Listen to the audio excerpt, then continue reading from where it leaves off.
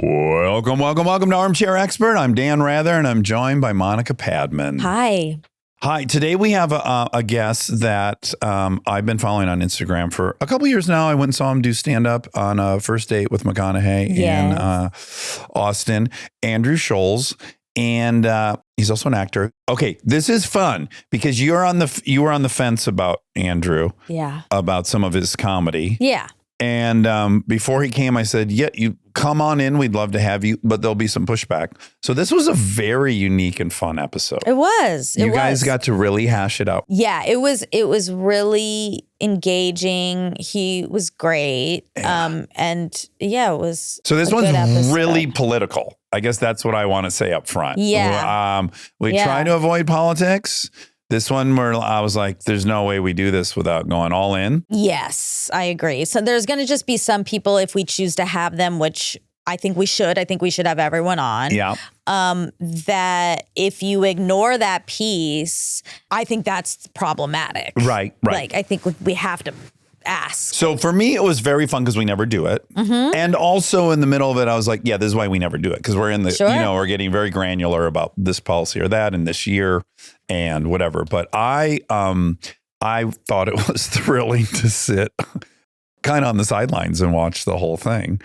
Yeah. Yeah. It was fun. Andrew has a new comedy special out now called Life on Netflix. Beautiful stand-up really about him and his wife's journey to having a kid, which is really, really sweet. It is. And he also has two very popular podcasts. He might even have more, but Flagrant and The Brilliant Idiots. So check out both podcasts and Life on Netflix. Please enjoy Andrew Schulz. He's an armchair expert. He's an armchair expert. He's an armchair expert. Hi, should be Hi. miserable. This is Monica. Monica, nice Absolutely. to meet you. Very nice to meet you. Thanks for having me. Yes, of course. Did he warn you about my wrath? In so many ways, Yeah, he said, I don't know what you said. You were like, can I come by? I got a special coming out. And I said, oh my God, I'd love to have you. But I also want you to know you're going to walk into some pushback. And you said, let's party. Yeah, But yeah, which I appreciate. think that makes it a bit better. Yeah. I do too. But don't go too soft on me. No, don't you worry. Okay. What's the hardest anyone's gone on you? Have you ever actually been in like a gotcha situation, like gotcha interview? I mean, I don't know what there is to get. Well, you're like, you're not hiding anything. Yeah, like I'm not like your worst side is out in public, probably. Yeah, I guess. Yeah, like I can sleep at night, but also it's less like maybe interviews, but more like conversations where somebody will point something out and I'll just be like, oh, okay, I see why that's interpreted in that way. Right. Yeah, so You've never like gone full. Do you see this clash? I'd never talk about politics, but with Zelensky? This is worth repeating. Wait, what? Zelensky joined J.D. Vance and Trump at a news conference, and it is a screaming match. I mean, even before it started, they're like kind of roasting him for not wearing a suit. They're like, yo, you can't wear a suit to the Oval Office. And then he's like, I'm in a war. Like, you know, like, I don't have time to do this. Yeah. Trump's like, you don't have good cards. And he's like, I'm not playing cards. We're in a war. It's like, this is for real. This dude is in a war. Yeah. I know, it's a card game. I think they thought that they were going to announce the stop to it. I think they thought there was going to be an agreement, and that's why they had it. And then it became kind of combative. Just to put all my cards on the table, I'm rooting for the Ukraine like crazy. From the second it started. They invaded you, bullies, let's go, let's help. That's where I stand. Then I read something yesterday where I was like, oh, I think I see what's happening. So Trump wants to be completely divorced of China. China has 74% of the rare earth minerals. Ukraine's got a ton of them. And Trump's like, hey, we've given you $300 billion. You pay us back in those. We're free from China. And I was like, oh, maybe this whole thing is starting to make sense. And then I saw this news conference and I'm like, I don't know if there's any game plan. They were just going to bring them there and fucking browbeat them. Well, we can't ever be free of China, right? Like they make shit. We buy shit. Agree. Everything we is in this room is probably from China. And that's okay. Yeah, I agree. What's the problem? Like, I think we should all be working together. Yeah. This is a better world. It's like, what is it? 2 countries with McDonald's have never gone to war? Is that? I mean, Ukraine and Russia are fighting right now, and surely they got McDonald's. But the idea is McDonald's was one that pulled out on in the immediate. But then they just put like called it McDonald's. Yes, they just have like they don't have Coca-Cola. They have Coca-Cola or whatever it is. So you're still making the money. Yeah. Isn't Fanta like just Nazi Coke? Is it? Isn't Fanta orange? I don't know if it was the Coca-Cola company. Oh God, you guys fact check. We will But fact like, check I it. think that By the way, that's not who you want to be in a court case with. who Coca-Cola? Coca-Cola. Why is it that bad? Well, they got some deep pockets. They do have deep pockets. Your pockets from all that versus- Nazi money. I think they might sponsor this show. Oh, so. shoot. All right, sorry, my bad. We love Coke. We love Coke. It was Pepsi. That's what right. it was. Pepsi that went out there. I don't care if I found out terrible stuff about Coke. I will not stop drinking Diet Coke. Is it trashy to do this? I've got a spray and, I know. and a I nicotine love mint. that you were doing the nicotine Binaco on the pod when you came over because I didn't understand what it was, but we got to feel something. All right, anyway. So tell me, I want to know all your things. settling. I want to know all your things. Oh, Just I go. have a theory. Okay, sure. If you don't mind. I would Yeah. love to hear their I'd like to have the standard approach we always do. Like, let's get to know Andrew as just a boy. Okay, here's my thing. But knowing in the back of my head that there's a thing, Oh, I'm you're Can almost it like, make you uneasy? I don't know if it's uneasy, but I'm almost just like, let's just get through what you think. Okay. And then, Yeah, that's fine. We'll eventually get to. I just find it's very powerful to hear someone's real story to find out where are they coming I from agree. before you look at the.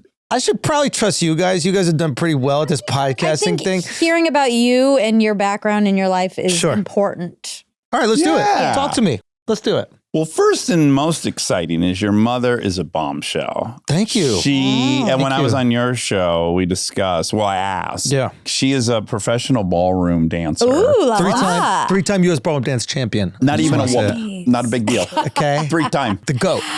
Who's the most winningest ever? Is there a woman with 6 or 7 titles? We don't under talk about those women. under her Okay? dance belt? We don't discuss those women at all. Those women are not dead. in my family. Yeah, it's Okay. Ginger Rogers and Sandra Cameron. Oh. Those are the only Hell female yeah. ballroom dancers we talk about. Okay, so powerful mom. Yes, From Scotland? Scotland. Born and raised in Scotland. When did she come to our? 20s, like young, maybe like 20, 22, or something like that. Okay. You thought 1920s. I was like, well, also you paired with the old fashioned 1920s. dancing, and I was like, how the fuck old? Your mom's 105. She's a flapper. My mom, yeah. No, yeah, they came over here when she was like working for the Australian embassy and then like found some way to get over here through there and in pursuit of dancing. yeah. Continuing dancing. And Yeah. then Andrew and his sweet father and mother had a ballroom dancing studio in Lower Manhattan. So yeah, my mom had a ballroom dance studio. My dad used to work in the news business. He was working at NBC. He was like producing stories for NBC, and he did some cool stories. Like he did the first ever story on hip hop music Ooh. for NBC. And So in like, the 80s. yeah, like really, and he would go up and interview all these boxers. So it's like that's why I'm a boxing fan. My dad and I would just watch all these like boxing fights. So there's like old footage of my dad like shadow boxing with Muhammad Ali and like Oh my God, cool. And he was in Vietnam? he was in the army during that time, but they wouldn't send him over. Too tall. Too tall. No, because in the Too army, he asked to go over. He was like, "This is like the war of my generation. I don't really know what's going on. I kind of know what people are telling me what's going on, but I'd like to see it. And can I go over in any capacity? I don't want to go shoot people. Like I'll take pictures, just like whatever you want." And then what they said is like, everybody has a role in the army, and then you have to stick to that role, and we need you for whatever reason. This is back in the day. Like my dad's pretty old, right? So he's like 82. So he just walked into WBAL. This is Baltimore. This is where Oprah got her start. Okay. So he walked in and he just he asked him if he could be a journalist. He charmed them. No, he had a horrible stutter, and he had to like work on it as an adult. That's charming, though. Yeah. It is. People have a lot of compassion for someone with a stutter. Well, he worked on it first, perfecting the stutter, perfecting it, making it great. making him It was strong. imperceptible when he spoke. But it was a time where you could like walk in and you could just put in an application to be an on-air reporter. Yeah. And that's what he did. That's so he was cool. on air first, and then when he came up to New York, he was producing stories. So he wasn't on air. He was, looking at cool stuff. And was that the business that supported everything? Was he successful enough in that? My mom was the breadwinner. And then my dad left the business and then started running the business with my mom. And did you ever work there? Did they make you work there? Of course. Yeah. Did you dance? I can dance a little. Okay. Yeah. My mom kind of had. Good answer. Yeah. Okay. Like, so my mom, she didn't really pressure us because she kind of had like a stage mom a little bit. So she was like terrified of putting that pressure on us. But yeah, we learned the basics. You can be at a wedding and be like the best person I'll chop at the it wedding. up. I don't know about the best. But At I'll a chop wedding, it up. the bar is so low. The bar is low, especially for white dudes too. Yes, Like, if I can do Running Man and I crush. Yeah, but can you do any ethnic shit? That's it. Oh, hit me. Like, I don't know. What are can the you- options? If like I salsa like to do the on, Greek thing. That's fun. Yeah, I guess they're ethnic. Yeah, They're they're the an most ethnicity. white. Yeah, They're an ethnicity. They are. Andrew. They are an So ethnicity. it begins. Well, I don't have a problem with you saying white people are Not an ethnicity. Yeah, I'm fine with I that. don't think white is an ethnicity. Well, Yeah. white's not, Yeah. but Scottish is. And Yes. definitely Yes. the Greeks. They started it all. So they say. Hellenic studies. So they say. I think Africa really started it all. The Rift Valley started it all. Yep. But the Greeks, boy, they gave us a lot of stuff. Why did we just skip in Asia? Asia's involved big time. They gave us Yeah. some stuff. You got a real boner for Asia because you want all our shit to be built in China, and now you're coming back with like their cultural I'm contributions. just saying, like, we talk about like the beginning of civilization, and we kind of like skip what was happening over there in, especially like religion. We skip what's happening over there in India, don't we? Oh yeah, it's a big one. Yeah. Well, the Indus Valley, also one of the very early civilizations. You did psych in college. I did anthro. So I'm hip to what was happening in these different regions. Ooh, yeah. Great contributions. But Western Civ starts in Greece. In Greece. Okay, fair enough. Okay, good. What is Greece? What is it? Is it even a place? It's not really a place. It's Yeah, a bunch of little I- cities. idea. It's a bunch of little tribes that have now become a place, historically speaking. But back in the day, they would never go, I'm Greek. It was just the dominant culture. It was the dominant language. But there's nothing that unified these places. They were ready to go to war. They warred a lot. Like, is Back to you Alexander working the at- Great Greek or is he Macedonian? Both. He's one. He's Macedonian. And then the Macedonians get no credit for whatever the fuck he did. Okay. Isn't that unfair? That's like saying, is he an Angelino or is he American? no, No. because You're they pushing weren't back a on that. unified country. All right. That's fair. Italy's not even a unified country until like 40 years ago or some shit like that. Like, this is like, Well, no. Oh, back up. Andrew. yeah, No. 0 to 800. yeah. Rome is entirely unified. In fact, they've unified all of Europe, the Roman Empire. 0 to 800, yeah. And then Yes. after that, The Visigoths and the Ostrogoths come down from Gaul, which is but Germany. I didn't say and they Rome. defeat I them. said Italy. Yeah, okay, great. Yes, wonderful. It's changed names. Yeah. Oh wow! I didn't see You this. thought you guys I didn't were see gonna this bicker. coming. All right, moving on to the dance team. What was your role? What kind of jobs were you mopping? Oh, no, I was like, And were you talking to all these older women who were yeah, I mean, dancing? just hanging around, like trying to, when I was really young, I'd like pretend to like teach with my mom. She would just kind of have me in the class and I'd just kind of stand next to her while she was doing it. And sometimes she would demonstrate with me. And that was like a really exciting, Yeah. you're like, okay, I got to show off my cha-cha right now in front of all these adults. And probably It's gonna be everyone fire. thought you were so cute. Probably. This could probably. be like Yeah, the we're- birth of your confidence. I was aware, you know what's interesting? If I'm going to reflect on that, I was aware at a young age of like being cute. Mm-hmm. I remember my mom went to like Betsy Johnson or something to like try on clothing. And I remember she would come out and I would go like, oh my God, Mom, you look beautiful.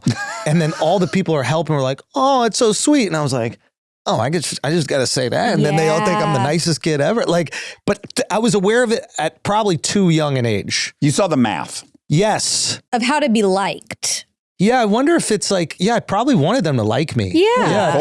I was like, as a boy. I'm sure. yeah, You're not dying to hear wanted cute, that. but you are dying to hear some kind of approval and recognition you exist. Oh, absolutely. And there definitely has always been that need, I'm sure. Like, how can I? Yeah. That's interesting you'll to think. Yeah. yeah, you gotta. It's interesting. It's scary to look at yourself like that sometimes, where you're Well, like, because it oh, feels God. narcissistic. No, it feels pathetic. You're like, I just want to be liked, but that is what I do for a living. Like, I go on stage. I wonder That's if that's the human experience. That's not unique to performers. I agree. Like, we need each other and we need that kind of connection. But I wonder if the reason why I can be like confrontational with my opinions, it's me dealing with this idea that I do want to be liked, but I don't want it to be just about that. It has to be something else.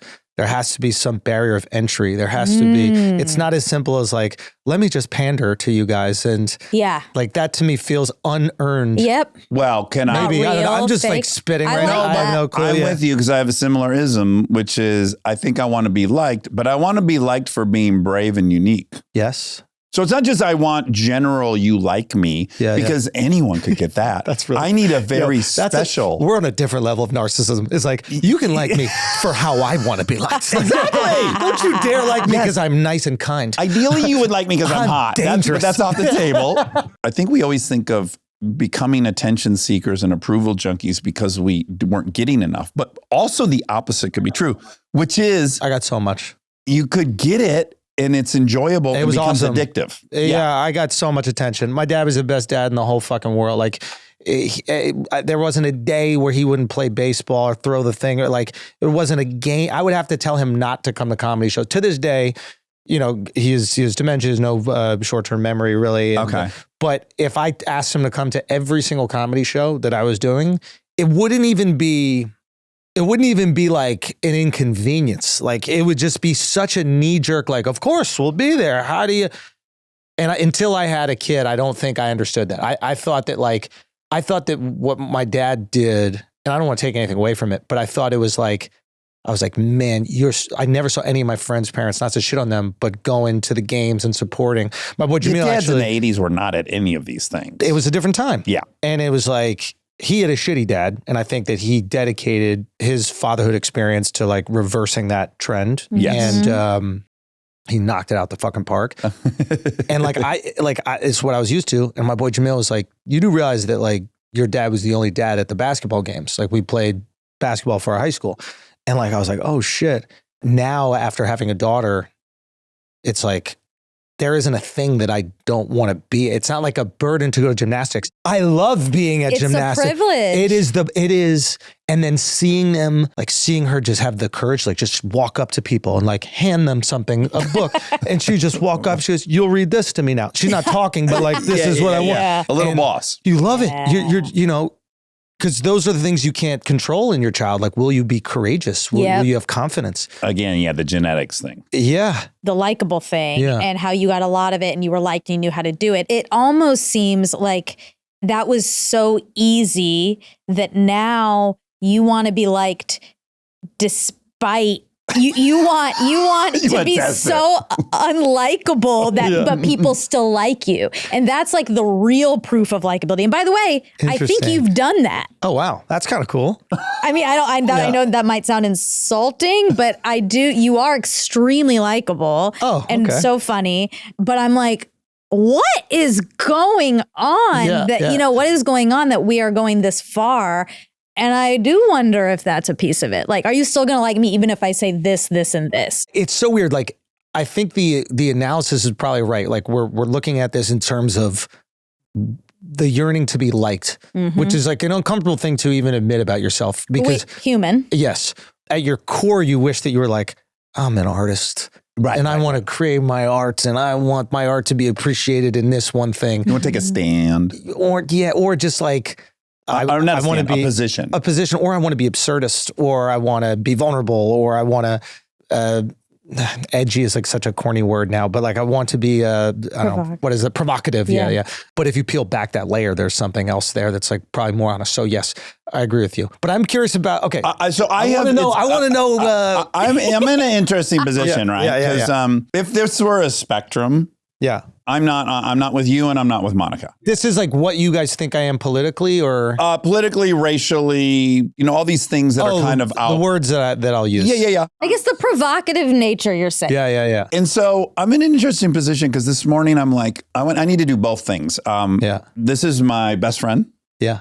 If it gets dicey, you're going down. But hold on. Yeah. It's not going to get dicey. This is just me mentally in my head. Yeah. You're going down. He loves to defend. Yes, this is a good. really relevant piece. Very likable. Piece to this that I don't think is examined much. Okay. Yep. If you are in the suburbs in a predominantly white school, and you're using stereotypes and there's only 5 minorities there. Yeah. That is a rough situation. It's scary for those 5 and it's dangerous. Now, if you grew up and you're not the dominant group, you're among a very diverse group of kids, and it's you being minority playing on stereotypes isn't scaring those kids. And so I think what could be really dangerous for people to do is to apply the context you're in or that you're from to somebody else and globally. And what will defend about you is you grew up in the East Village. You went to these schools that it wasn't all white. Your friendship group, which I have observed, is not white at all.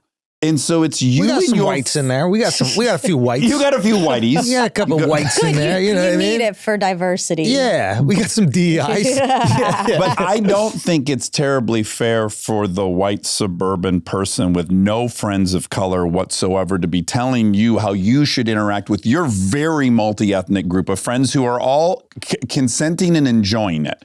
I don't think that's fair. I agree with you 100%. And I still have empathy for them. The white guy from Maine who works for like NPR, who like is truly trying to make the world better. Yeah. Yeah. And he's trying to protect these people that he doesn't really know. Exactly. And he might believe that they're under attack from these things that people are saying. And his knee-jerk reaction is to do the right human thing, which is to protect these people. But his ignorance is creating an inability to understand a social dynamic that he hasn't lived. And there's ignorance that goes both ways. You could call me a lot of things, but like when you talk about like other cultures and that kind of stuff, like I wouldn't say ignorant is one of them. Mm-hmm. Like, and I think what I'm always very proud of is nobody has a more diverse audience at their comedy shows than me. The thing that brought me to you is I saw a video of you in, I think, China, in Taiwan. Russia? Taiwan. Oh, no, Australia. Yeah. Australia. Yeah. The audience is like super Asian. Oh, yeah, the front row are all the Thai guys, the Taiwanese guys. Yeah, and you're making jokes directly to them that are very funny, very racial. Yeah. And it's not behind their back. There's no sense of superiority. It's no fun if they're not there. Like, I don't do the joke if they're not there.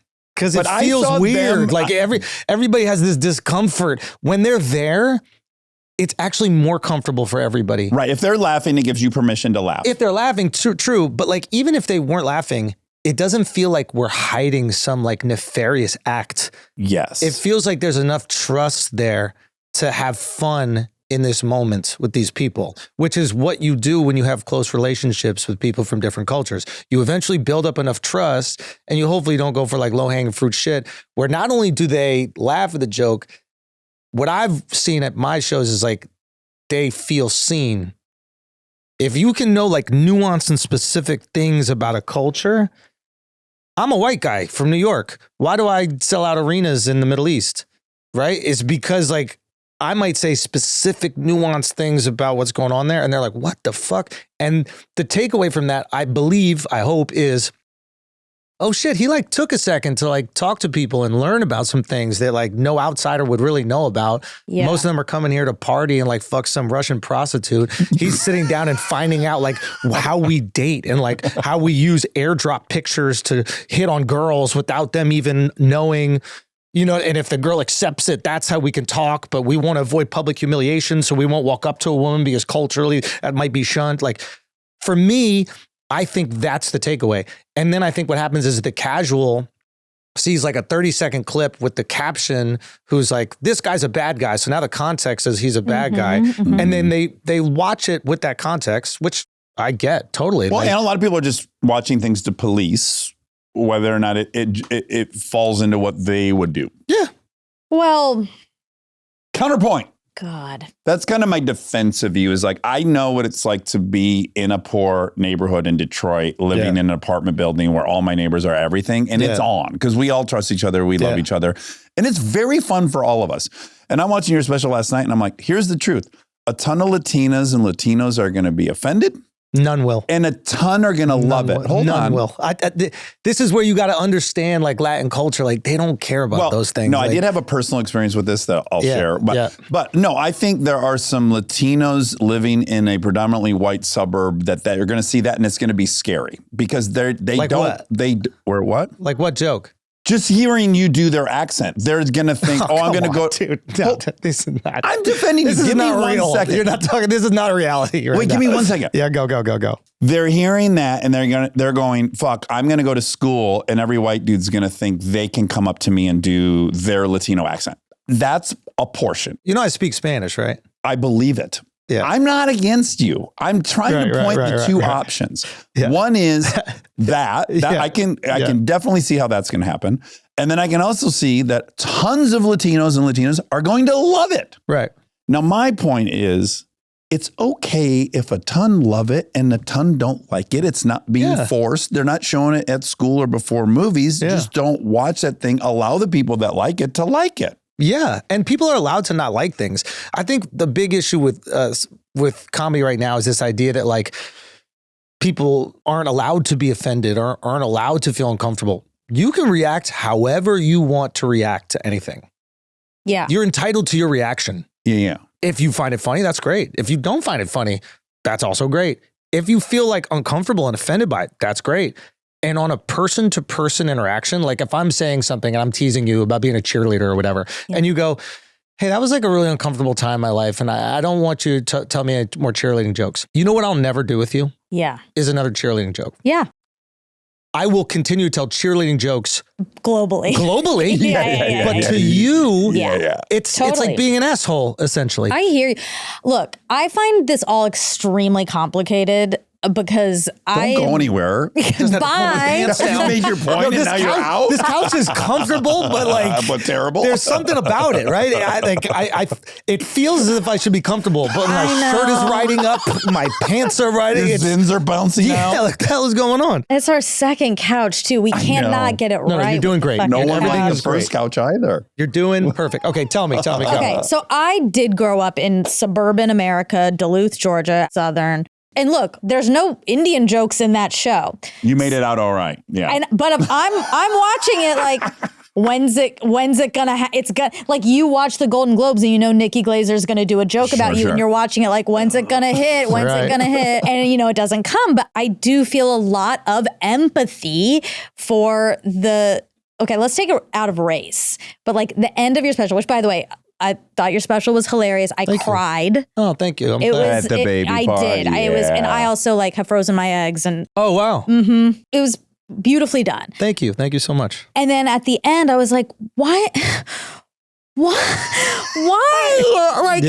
you know, there's an entire piece at the very end about I'm special needs, and people are going to be mad that your fans will probably be mad that I even said special needs, and I'm not going to say. You don't feel comfortable saying I don't retarded. feel comfortable. Yeah, That's I fine. don't. You don't have to say it. So, but in my head, I was like, man, I wonder, because it's clear. I can say it because it's my embryos.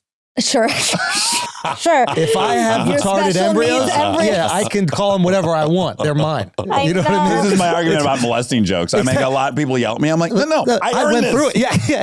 If I got one thing out of this, I can make a fucking Boy Scout joke. Yes, but you don't have a kid that is special needs. God, yeah, that's true. So that is true. my point is, if you're taking your daughter to school, which you will, and it'll be beautiful and wonderful. And there are gonna be kids there that have special needs, and their parents are gonna be there. Yeah. And they will probably have seen it, because I'm sure it's gonna do amazingly well. Hopefully that'd be great if people watch it. It will.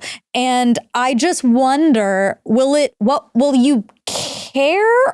Like, Yeah. will it bother you? I think I'll care. Well, it depends how they feel about it. Like if they see it and they're like, hey, that really like hurt me and made me feel really uncomfortable, then in that personal interaction, I'll feel bad that like somebody was hurt by it. A person. Right. But you won't be like, oh, fuck, maybe I shouldn't do that again. I don't feel bad about people telling me to feel bad. Right. On behalf of people that we don't even know if they feel bad.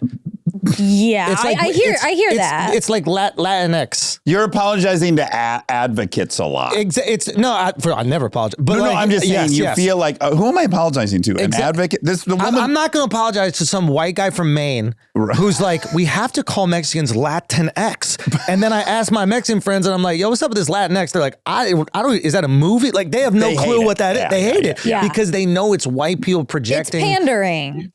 and advocating for them and they didn't ask. It's white people going, look how good I am. Yeah, no, I agree. And and you're using minorities to feel good about yourself. Don't use them. Why don't you have a conversation with them? Why don't you befriend them and see what they actually care about instead of sitting in some like Ivy League institution and going, how can we get more pats on the back? I agree. I 100% agree with you. And then now we can get into like a political. Well, I also know, like when I'm watching that and everyone's laughing and it is so clear, like, oh, yes, people want to be able to laugh at things that are funny. They do not like being told they can't laugh at it or that it's not funny when that's their instinct. They know it is. Yeah. And I get it. And that's why we're here. And that's why we have Trump. And I get it. Like, I really do. I don't want to cut you. Go. No. Go ahead, please. We tried really hard to have like Democratic representation on the pod around the election. And like Mark Cuban was the only guy who came on. Mm-hmm. And Buttigieg said he was going to come on. Then he's like, I have to do debate prep, which I give him. And then we tried to get Waltz. And then he got into his little like saying he did things he didn't do. What did he do? Yeah, I don't even. He was like, I was at the Civil War. I was at the Battle of Gettysburg. And then we're like, no, you weren't. And he was like, no, I was flying one of the planes during Pearl Harbor. Like he just kept on saying shit that he didn't do. Yeah. And then you just can't do that. Well, yeah. I mean, I think at this point that is what they're all. Are you going to defend him saying that he was in Tiananmen Square? No, I'm not. Are you going to sit on the pod right now? I'm telling you, this is where the Dems lose. No, they can't just be like, yo, that was dumb. It was, but like remember when Elon did this? Remember when Elon gave his heart out? Yeah, it was dumb. Exactly. And if the Republicans do the same shit the Democrats did for the last 4 years, where they go, oh, you're exaggerating. What the hell is wrong with you? We're right back in the same fucking place. You did some goofy shit. Say you did it that was goofy, and we move on. Don't gaslight me. Stay tuned for more Armchair Expert, if you dare.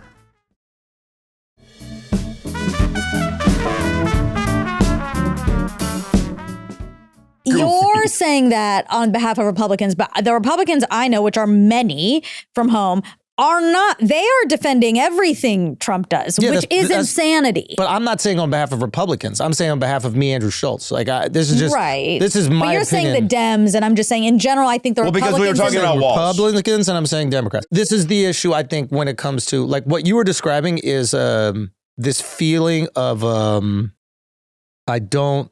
Well, we tried to get a bunch of Dems on the pod. Yeah, right? yeah. And I think that they were a little bit hesitant. I think you saw like the Kamala interviews were a little bit more scripted. Definitely. And I think the concern, and this is like the burden of being the progressive party, is that you have to push for progress. We don't get here without progress. You know, you keep in mind, I'm like from an arts family in New York City. Exactly, yes. I grew up Democrat, super liberal. Went to going to UCSB. the ballet. I think what happened is the Party of Progress has to keep seeking more progress, as it should. We don't get here with more progress. The burden of the Party of Progress is alienating the groups that you're trying to create more equity, opportunity, and like equal treatment, right? You can't really sit down on a pod and shoot the shit like you would without the cameras rolling. Yeah. When in your mind, you're going, fuck, if I don't acknowledge these pronouns, then this group is going to be upset and this group is going to be upset and this group is going to be upset. And if I could dissect it a little bit more, what I think the major criticism I would have, and I think the thing is really difficult, is like I was a big Bernie guy, despite maybe not agreeing with him on like economic policy. I agreed that he wanted to help. Like, I like people that want to help. Yeah. You know, like I might not agree with AOC on economic policy. That chick wants to help. Yeah, big time. And that's why her district voted for her and Trump. So these are the things that we got to key into, right? And people need help. You don't celebrate Luigi Mangione shooting that guy if you don't need help. I agree. So for me, when I'm seeing that, I go, the Dems are kind of shackled to identity politics because they're afraid of making it what it really should be, which is a class war, which Bernie did and got all the support. He's like, these billionaires, they're taking all your money. You guys need to get paid more. We need to make sure that these jobs are secure. We need to tax these motherfuckers so that money can trickle down to the rest of you. And all of us saw that and we're like, who the fuck is this guy? This guy's awesome. And I think there are people in the Democratic Party that were like, hey, those billionaires give us a lot of money. And we're going to start, this is interesting parallel. We got to get rid of this guy. So I think Bernie Sanders got a problem, and they're called the Bernie Bros. And the Bernie Bros are sexist, and they're bigoted, and they're racist, and To me, they played the exact same handbook with the manosphere pods. Mm-hmm. Oh, these guys are sexist and they're bigoted and they're racist. And it's just like, no, you're too scared to call out the real thing that Americans need help with, which is billion-dollar corporations and these fucking trillionaire human beings that seemingly do not care about the working class people. Once they get back into working class, how do we put money in their pockets? How do we make eggs cheap and stop worrying about the identity politics? I think Democrats, see you later. If I can't afford eggs, I can't care about the bathrooms. No, I know. I need eggs, bro. Like my daughter eats so many eggs, and like the amount of eggs this girl eats. Stop eating eggs. It's eggs and blueberries is all they she eat. eats. That is all they eat. If the Democrats said right now, we're going to make blueberries free and eggs free, I don't even say the word Republican again in my life. If Democrats said eggs are going to be free and blueberries are going to be free, that the Republicans are not still going to push the identity politics side. I mean, it's still going to be there. We're still not the Democratic Party is not going to say we actively don't care. We've already had this debate. I want to know if you and I agree. I think a lot of the left is viewing this whole thing under the lens that he won. And I think that's the wrong lens. The correct lens is we lost. We did not offer something appealing enough to vote for. Our side did not offer a platform that the majority of Americans wanted to vote for. Forget about him. I try to explain this to people. Like people try to give like the pods credit for Trump's whatever. Right. And I literally say, I'd like, guys, we had nothing. Like we did nothing. Maybe what we did is made people feel more comfortable saying what they were going to vote for out loud. But they were always going to. Oh, they were always 100%. And Yes. I think this is what a lot of people don't understand about this election. Remember when Biden won? It wasn't because people were voting for Biden.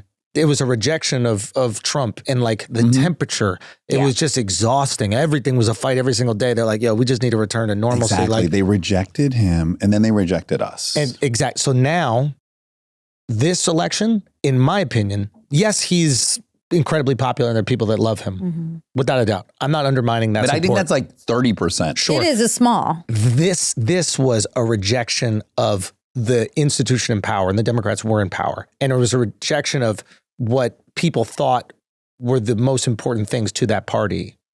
Now, there could have been way more important things, but if they're not communicated in a way where we can digest it. But that's what I want to hear.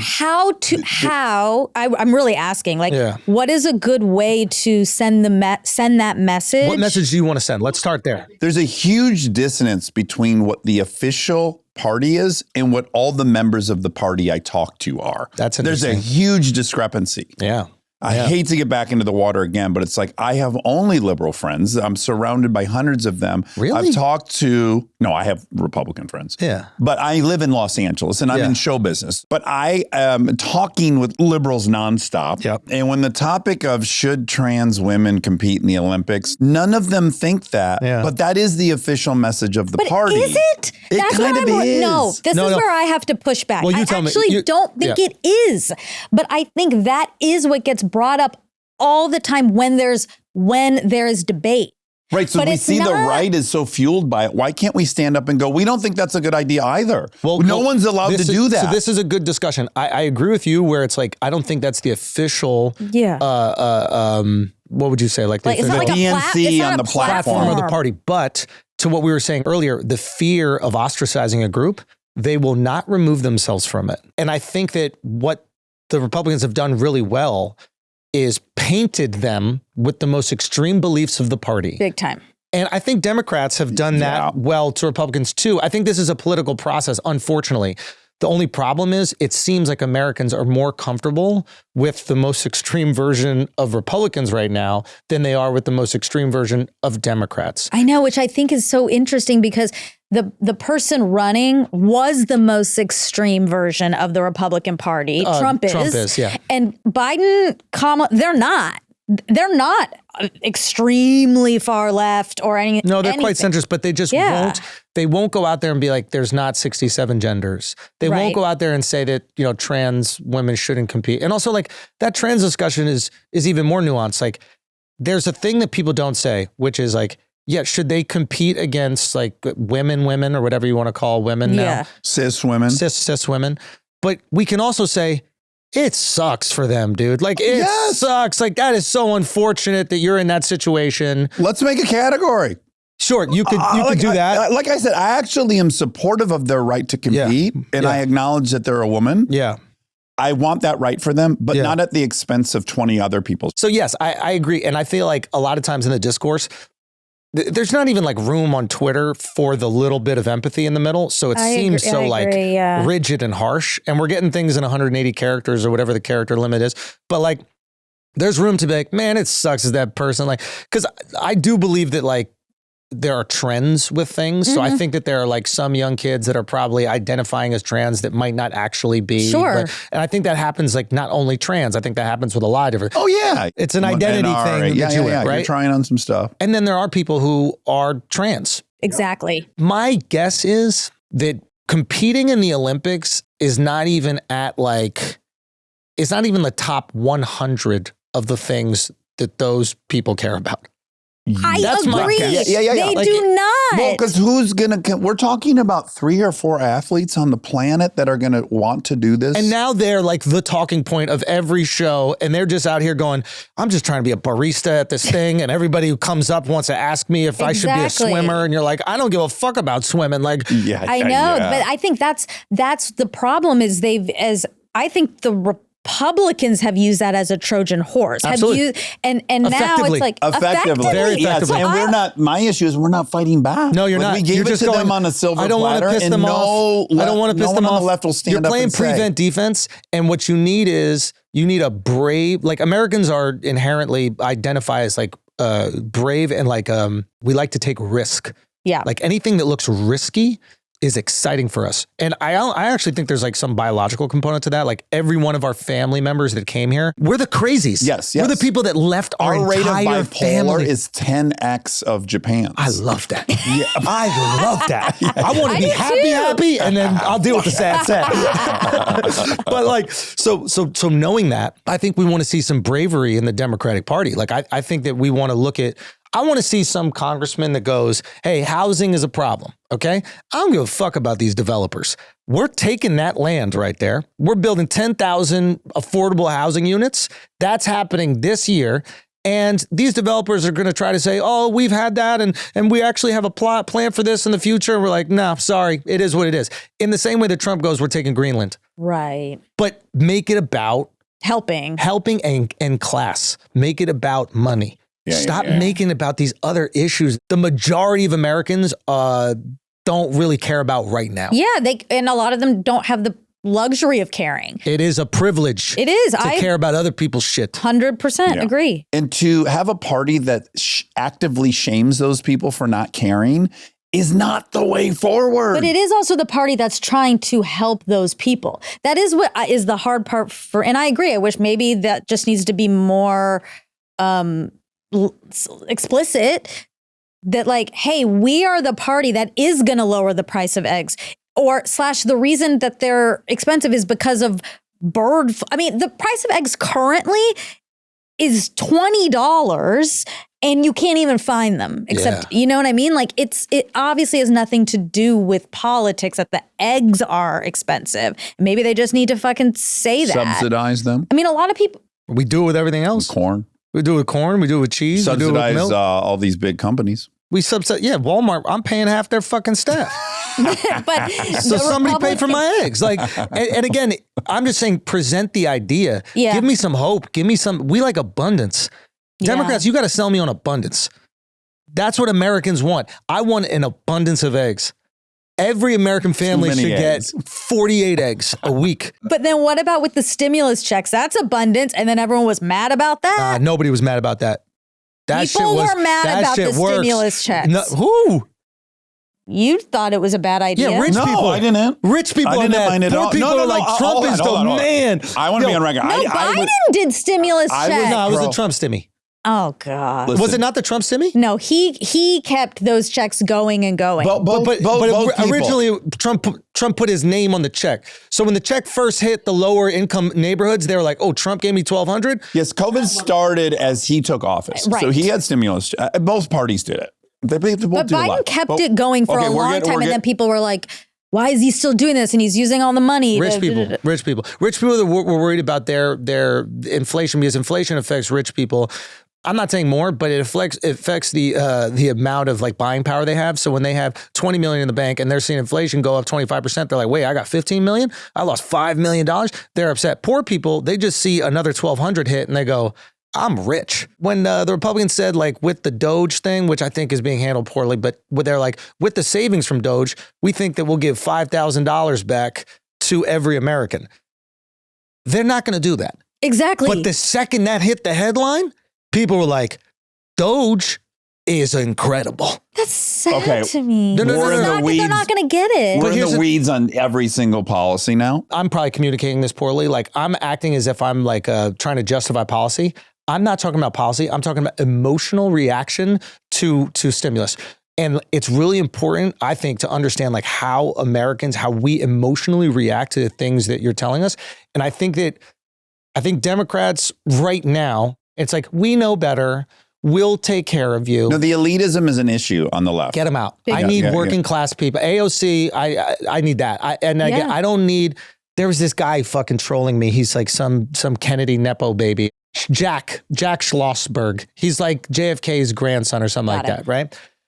And he's like talking all this shit. He got like upset at me because I said I didn't know like a guy who identifies as a Democrat is over 5'9", which was very hurtful. Because I think they see that as like kind of what I think their insecurities, like the perception is a lack of like masculinity. Yeah. And I think that kind of hurt. I'm just busting balls with Charlemagne on the pod. Charlemagne's 5'7" and he's a Democrat. Like I'm teasing my friend. Yeah. Right? Like, but he goes on is this fucking... Is he 5'7"? 5 on a good day. Oh. Yeah. With lifts. Yeah. But the point is like the face of the party should not be like a fourth generation trust fund Nepo baby who's never had a real job, like telling working class Americans. No friends that were white and also rich. It's like, and then this can't be the Democratic Party. But then how, that is the face of the Republican Party and it worked. But again, great point. No. But think about that. But here's the difference. And this is what people do not like to acknowledge. Trump doesn't sound rich.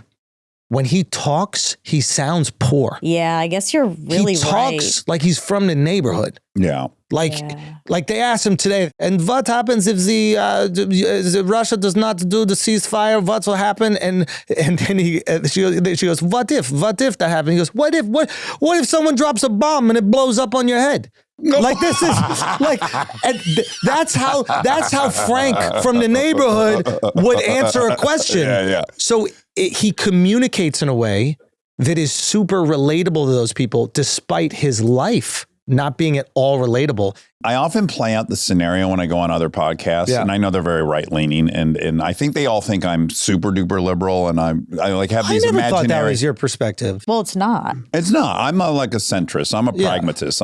Both sides have good ideas. Both sides have terrible ideas. Oh. For the listener, I got a big covert wink. I have imaginary debates on these podcasts that never happen. Right. I actually, as you already have guessed, there are many policies on the right I agree with. Yeah. I don't have a boner for a guy who fucking grew up and got handed $1 billion. Yeah. Like if I told you about my friend, you're going to love my friend Mike, dude. His fucking dad gave him $1 billion and he doesn't pay the contractors that do his shit. Yeah. If I describe that guy to you, you'd be like, this guy's a fucking asshole. Yeah. So I don't have a boner for that guy. I don't understand the boner for the guy. I think the assumption is the boner for him is that he's this like real estate guru. No, I don't think that's the boner. The boner is I'm so fucking sick of being told how I have to act and behave all the time. I don't feel and this seen. guy is telling me, no, I can seen. say what I fucking want to say and I'm not going to disappear and get erased over it. Make me feel seen. Yes. Everybody wants to feel seen. They want to feel heard. Yeah. So I get it. I also acknowledge, dude, talk about the elitism. It's like we made a very specific choice at a very specific time under Clinton where we said, we're going to have a brain economy. That was a good theory. Let's not rely on manufacturing. Let's get everyone smart. Let's be in finance. Let's be in technology. Let's be in all these things. We pivoted. We made a lot of policy decisions, NAFTA being one of them. Let's fire 300,000 government workers. The result of Clinton which was the first Doge. He fired 300,000 government workers. But the result of which was, guess what? 20% of the population didn't go into the brain economy. All these young men, they didn't get a place in this new economy. And we need to fucking acknowledge that. And that is part of this. They wouldn't even articulate what the elitism is, but it's that. It's like, that's great. You guys are all went to college and you're all making all this money in finance and tech and all this shit. There's no fucking jobs for me. There's no assembly line for me anymore. You guys let this party who made this decision completely abandon 20% of the country, which is these young men. And that's a dangerous fucking group to have abandon. Disenfranchised. Yeah, I agree. So that's a big, big problem. So how do we look out for them? Well, that's what I'm saying. The left has to be about the left. Unions, fucking manufacturing, the stuff that's always been part of the left. But I do think Hillary was like, we got to retrain. This is an issue. There's so many people that don't have jobs, but those jobs aren't coming back. There is nobody less risk averse than Hillary. She might have been like an incredible, I don't know, because she didn't become president. But I'm telling you, just the emotional perception of her, it doesn't feel like there would be the change that people need. And she felt like status quo. Exactly. And I think that's what people are rejecting. I love her. I love her. I do too. You love her. I think she is the most competent person that probably could have ever had that job. She was an incredible Secretary of State. She's been in every angle of this system, and she's incredibly smart, and she has handled one of the most hard to handle human beings imaginable. Bill? Yes. As a husband? I think you're infantilizing Bill a bit. Say more. She's handled him? You mean the fucking president? The guy who was able to do it? The guy who was one of the greatest communicators in history? The guy who was uber charismatic. Unbelievable. Very powerful. Yeah. And she could work with that system and still exist and be equal. And that's a skill set. That is a skill set. Yeah, it's not that easy to do. I don't know. Again, I don't know. I think a lot of women would have gotten run over by a guy like Bill. And that did not happen to her. She's an incredibly strong, determined, smart. Yeah, I'm not saying that she's not intelligent or determined. Like, obviously, she's very ambitious, 100%. You're just saying she turned people off. Yeah, and I think it's important, like, if we don't acknowledge that, then... No, she did, obviously. I mean, obviously. Even like me coming in here, like, obviously there are things that I probably said that had turned you off or other people off. I can't be like, because you guys are wrong. I'm doing something that makes you feel that way. I mean, it's easy for me to like, chalk it up to, a headline is positioned in this way and blah, blah, blah. But at the same time, like, I either have to accept that I will have what I say kind of manipulated to fit a narrative and people will think a certain way about me. And that's what I take and I get in bed with so that I can do comedy the way that I want to do it. Not to make it about me, but you're our guest. But I'm just giving an example of like, I have to live with that. And for me, I think the best version of America is when we have like two really awesome, competent people running that it's a really difficult choice. I'm really excited for. Yeah. But in order for us to do it, both sides have to listen to what the American people actually want. And we need a process that like lets those people flourish. Okay.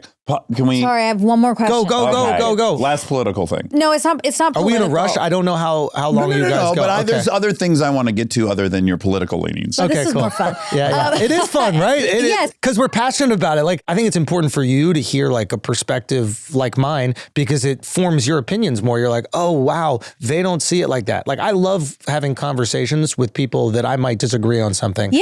Because my opinions get sharper. Exactly. I'm like, I'm hitting this too bluntly. And I'm ostracizing all these people. Yes. I would do that with the trans athlete thing. I was like, I didn't have space for how much it must suck to be a trans person and not having anywhere to go. And just acknowledging that makes, I think, my opinion way more digestible. I use my wife. I don't even know that I use her that way, but I hit her with things and she goes, you have a really great point, but you need to soften it in this way. It's what you're saying is scary. Like, you got to soften this. Yeah. You have to acknowledge you care about these people first. Yes. Yep. I mean, it circles back to exactly what you were just saying about how the Democrats need to position themselves. It's packaging. Yeah. You have to say you care about this and this. Yeah. It's all the same thing. It's how to communicate effectively. Yeah. But also, do you worry, because you seem like you want peace, essentially, that do you ever worry? I mean, this is like Chappelle's thing where he heard the laugh, when they were doing the sketch and he heard the laugh and he was like, oh, they don't get it. That laugh is filled with hatred. I gotta pivot, And I wonder when you look at the crowd and they're laughing at a joke that is nuanced. Like you're smart. Yeah. And you've thought it through. I don't know if I'm smart, but yeah. Well, clearly you are, and it's nuanced. You're also handsome. Oh, dude, you better stop it. Do you ever worry like I'm contributing to the silo because a lot of people do not understand nuance? I don't worry about it a single bit. You don't. Because I think that people have the responsibility for their own actions. So there are going to be people that laugh at a joke because they appreciate the nuance in it. There are going to be people that laugh at the joke because they're fucking racist. Yeah, they might be racist, there whatever. are. Yeah, but that's you can't be a different person because of that. I defend Stern that way for years. It's like a lot of people aren't in on his thing. But Stern changed. But that's on them. He can't be a different person to cater to the dumbest person and worry about. He has to be who he is. Because now you're not creating for you. Nuanced. Like I want to create for me. Did evolve, I think, because of that. But you're also allowed to evolve. Like that's the beautiful thing too, is I try to take time off in between every special or tour, specifically so I can reflect on the change in my life. I don't have this special that is, I mean, if anybody's listening still right now, they probably think the special is making fun of Latinos. And it's especially with my sperm not working and it being really difficult for my wife and I to get pregnant. And this story of this like journey that led us to IVF. My point is, is that like you need to be able to reflect on what's going on in your life, at least for me creatively. But what I try to do is like when I'm in creative mode, I don't listen to any criticism. I don't listen to any other comedians. I want to create authentically as I can because that's the most pure version of who I am right now. And then how the world interprets that is really up to like what they care about. It's almost none of your business. It kind of is. Like I like selfishly, I want things to be successful. Of course, I'm ambitious and competitive, but at the same time, like if there's a cultural necessity for the thing that I'm talking about, it will be really successful. If there isn't, it will be less successful. But it's the thing that matters to me right now. And if I start worrying about what all these different people are thinking, I won't do it authentically pure. And I know my heart is good. Like I know I don't have hatred for people. Yeah. And if I did, it wouldn't be funny. It would be angry. And I've written jokes that were angry and they don't work. Yeah. It makes people feel uncomfortable. Especially if you've been on the opposite end of any of these jokes ever, then you can tell the difference between when there's hatred underneath it and when there's not. When I watch, I'm like, I was texting my friend about this and I was like, there's no hatred there. I can really, really feel that. There are other really popular stand-ups that people love that I'm like, I think that like innately we can sense it, know? And I think so. Like, cause I've even sensed it. Like, there's times where there's comedians that do jokes about white people that are so funny. Like they're just hilarious. Like my introduction to comedy is Eddie Murphy, Def Comedy Jam, Kings of Comedy. So many white jokes. They're so good. They're funny. Like we got to be able to laugh at ourselves. You got to be able. Fucking dorky, dude. The Phil Jackson walk that he's doing, like he's like walking like Phil Jackson. He's doing the Scotty. He's the Phil Jackson, the coach of the Chicago. Okay, and that's pure sexism right there. No, it's fine. That was pure sexism. You should know that. We love The Last Dance. You don't know many other coaches. Fair enough. That's fair enough. Okay. Yeah. To me, I just never felt any like malice or hatred. And then I have seen certain people that they make like white jokes, for example. And I'm like, oh, wow, like you really just don't like white people. Yeah. And what is interesting about it is like, it's not as funny. Yeah. Yes. It's just not as funny. Right. When they can tell that there's. When they lock onto a truth that we all feel. Mm-hmm. But when you have hatred, you're not locking it. I don't have that hatred, so I can't really connect to that. And maybe there's some love in it. Like maybe if I'm pointing out something, like ideally I'm pointing out like really specific things. I've observed you. I've seen you. I've paid attention. I'm interested in you, and I know this about you. Yeah, like I love you. There's something very complimentary about this really this knowing is my it. gift. It's like I'm going to the show and like, you don't expect me to talk about you and the things in your local community. Armenian run when you were here in LA. Shout out to Armos. Like, you would think you lived in LA. You would have to live in LA to know all of those tiny things. And the Armenians in the audience fucking loved it. And some online were upset. And it was interesting to see like some online were defending it. They were like, no, you don't know. You know, he was just doing this to all of us. Everybody got it. It's all good. Yeah. And that's okay. Yeah. The people upset can be upset about it. That's a good segue for me. So I understand fully how you're at peace. In fact, to go behind the curtain, when I did your show, I just like you a ton. Respect. Yeah, I like you a ton. And I've gotten some flack for liking you, right? Well, yeah, sure. You have some war with Kimmel, which is unfortunate. I'm like, No, why I are love you guys? Kimmel. We love I love Kimmel. Jimmy. We have Love a him so statue much. Yeah, of we have a statue him. of him. Jimmy, I love you. But you guys had some battle, but let's not get bogged down in that one. Yeah. And then Jimmy, I love you because Jimmy's close to Charlemagne too, and he's close to Matt, and Jimmy is he was doing this like back and forth with Aaron Rodgers, and I felt like he started with jokes, and then Aaron had a joke. And then I think Jimmy got some real life circumstances that affected him. I think he got some death threats and that kind of shit. He's under attack. And then there's signs up around LA, these wackos. Yeah. Yeah, there's a lot of crazy people out there. And then he made it not about jokes. So you felt like I was like, yo, you opened the door with jokes. He responded with jokes. And then you were like, what you're doing is dangerous. So to me, what I thought is, and Jimmy's always someone who I've looked at and admired, he has iconic TV shows, comedy history, edgy shit. That to me, I felt a little let down. Yeah. You know, I was like, bro, you opened it with Joe. You clown this guy on national TV on one of the biggest shows. He clipped you back. To me, I'm like, that doesn't seem fair. This is like a Drake Kendrick thing, which also. Whoa, hold on. This is what I'm leaning to. Stay tuned for more Armchair Expert, if you dare.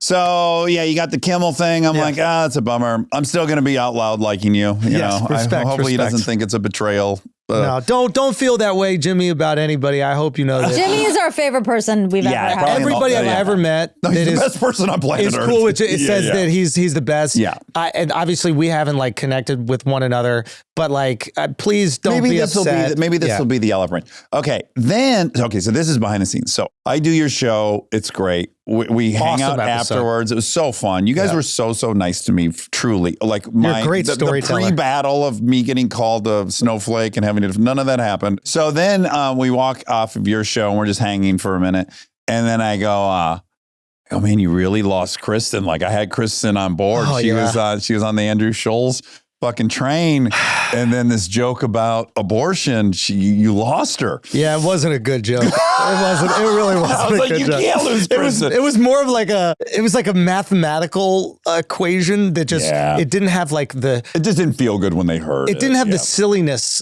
of a joke. I think the idea was and it smelled like slut shaming a little bit. Ooh, interesting. Yeah. I could see that. Yeah. I didn't mean it. I don't think you did. That's something I'm learning. It's not worth explaining what you meant because what you said hurt people. I'm learning that with my wife. I can acknowledge that what I said hurt your feelings. If you later want to understand where I'm coming from, I'll give you that. But you don't want me to explain away your feelings right now. Right. Yes, you just want me to acknowledge that something I said made you feel bad. I did it to my daughter this morning. I've been feeling terrible ever since. What happened? Well, I woke her up. If she ends up being late and rushed, it's a full meltdown. We can't get her to school at that point. It's just so much. So I got to get her up on time. Yeah. I go to get her up on time. And she's turning into a teenager. She turns 12 this month. Whoa. And so I'm like, let's go, baby. And she's like, no. She slammed the door and I open it back up. I go, you got to get up. She slammed it again. I opened up. I'm leaving this door open. The light's going to get, And then she later sent me an email from school saying, I'm so sorry I was so mean. I'm sorry. And I'm like, oh my God, don't worry. I love you, baby. I'm sorry I was so abrupt and blah, blah, blah. I hope you know I'm just trying to prevent you from having a really rough morning. Sent it. And all day I'm like, just say sorry. Yeah, you don't need to explain. I didn't need to say. Yeah. I'm trying to prevent. But we want to be heroes. We want to be the good guy. I just don't want her to ever think I have a bad intention. Dude, this is your life. Yeah, it's I do something that might prick you, right? My intention is not to prick you. I'm concerned that you're going to think I'm the type of person that wants to hurt you, or prick you. Like with your daughter, And you're just like, I just need you to know that I just love you and I want to protect you and I want to care for you. Yeah. And now we're explaining instead of just acknowledging the feelings, because you know what? They know we love them. Thank you. Yeah. That's the lesson for me. We got to have more sure. confidence. Like, and we have this insecurity, like every moment could change the way someone feels about us. Yes. That's probably some weird You mean childhood stuff, in personal relationship? Yeah. And when I mean hurt, I don't mean like saying something like really mean. I mean, it could be looking at my phone when someone was saying something, my wife saying something really important. And it's just like, checking scores. And then I'm kind of, exactly. I'm like checking out. And then it's like, and instead of being, oh, well, what I was actually doing is work so I could provide for our family or some stupid shit. She don't want to know about that. Pay attention when she's talking or say, hey, I got to finish this thing, but I really want to hear. Okay. So anyways, I've understood all your scrapes and I've understood where you're coming from. And I understand you've accepted, yes, some people are going to be upset. And I get all that. Should we say the Kristen? Should we say the thing that rubbed Kristen the wrong way? Yeah, now It's not that bad. That's the why. That's the reason why. Also, because I think it's going to go backwards. No. Okay, go ahead. It's people just, are going to look for it anyway. Yeah, it'll be funny, but it's not funny. But it's funny. The idea was like, how many abortions is too many?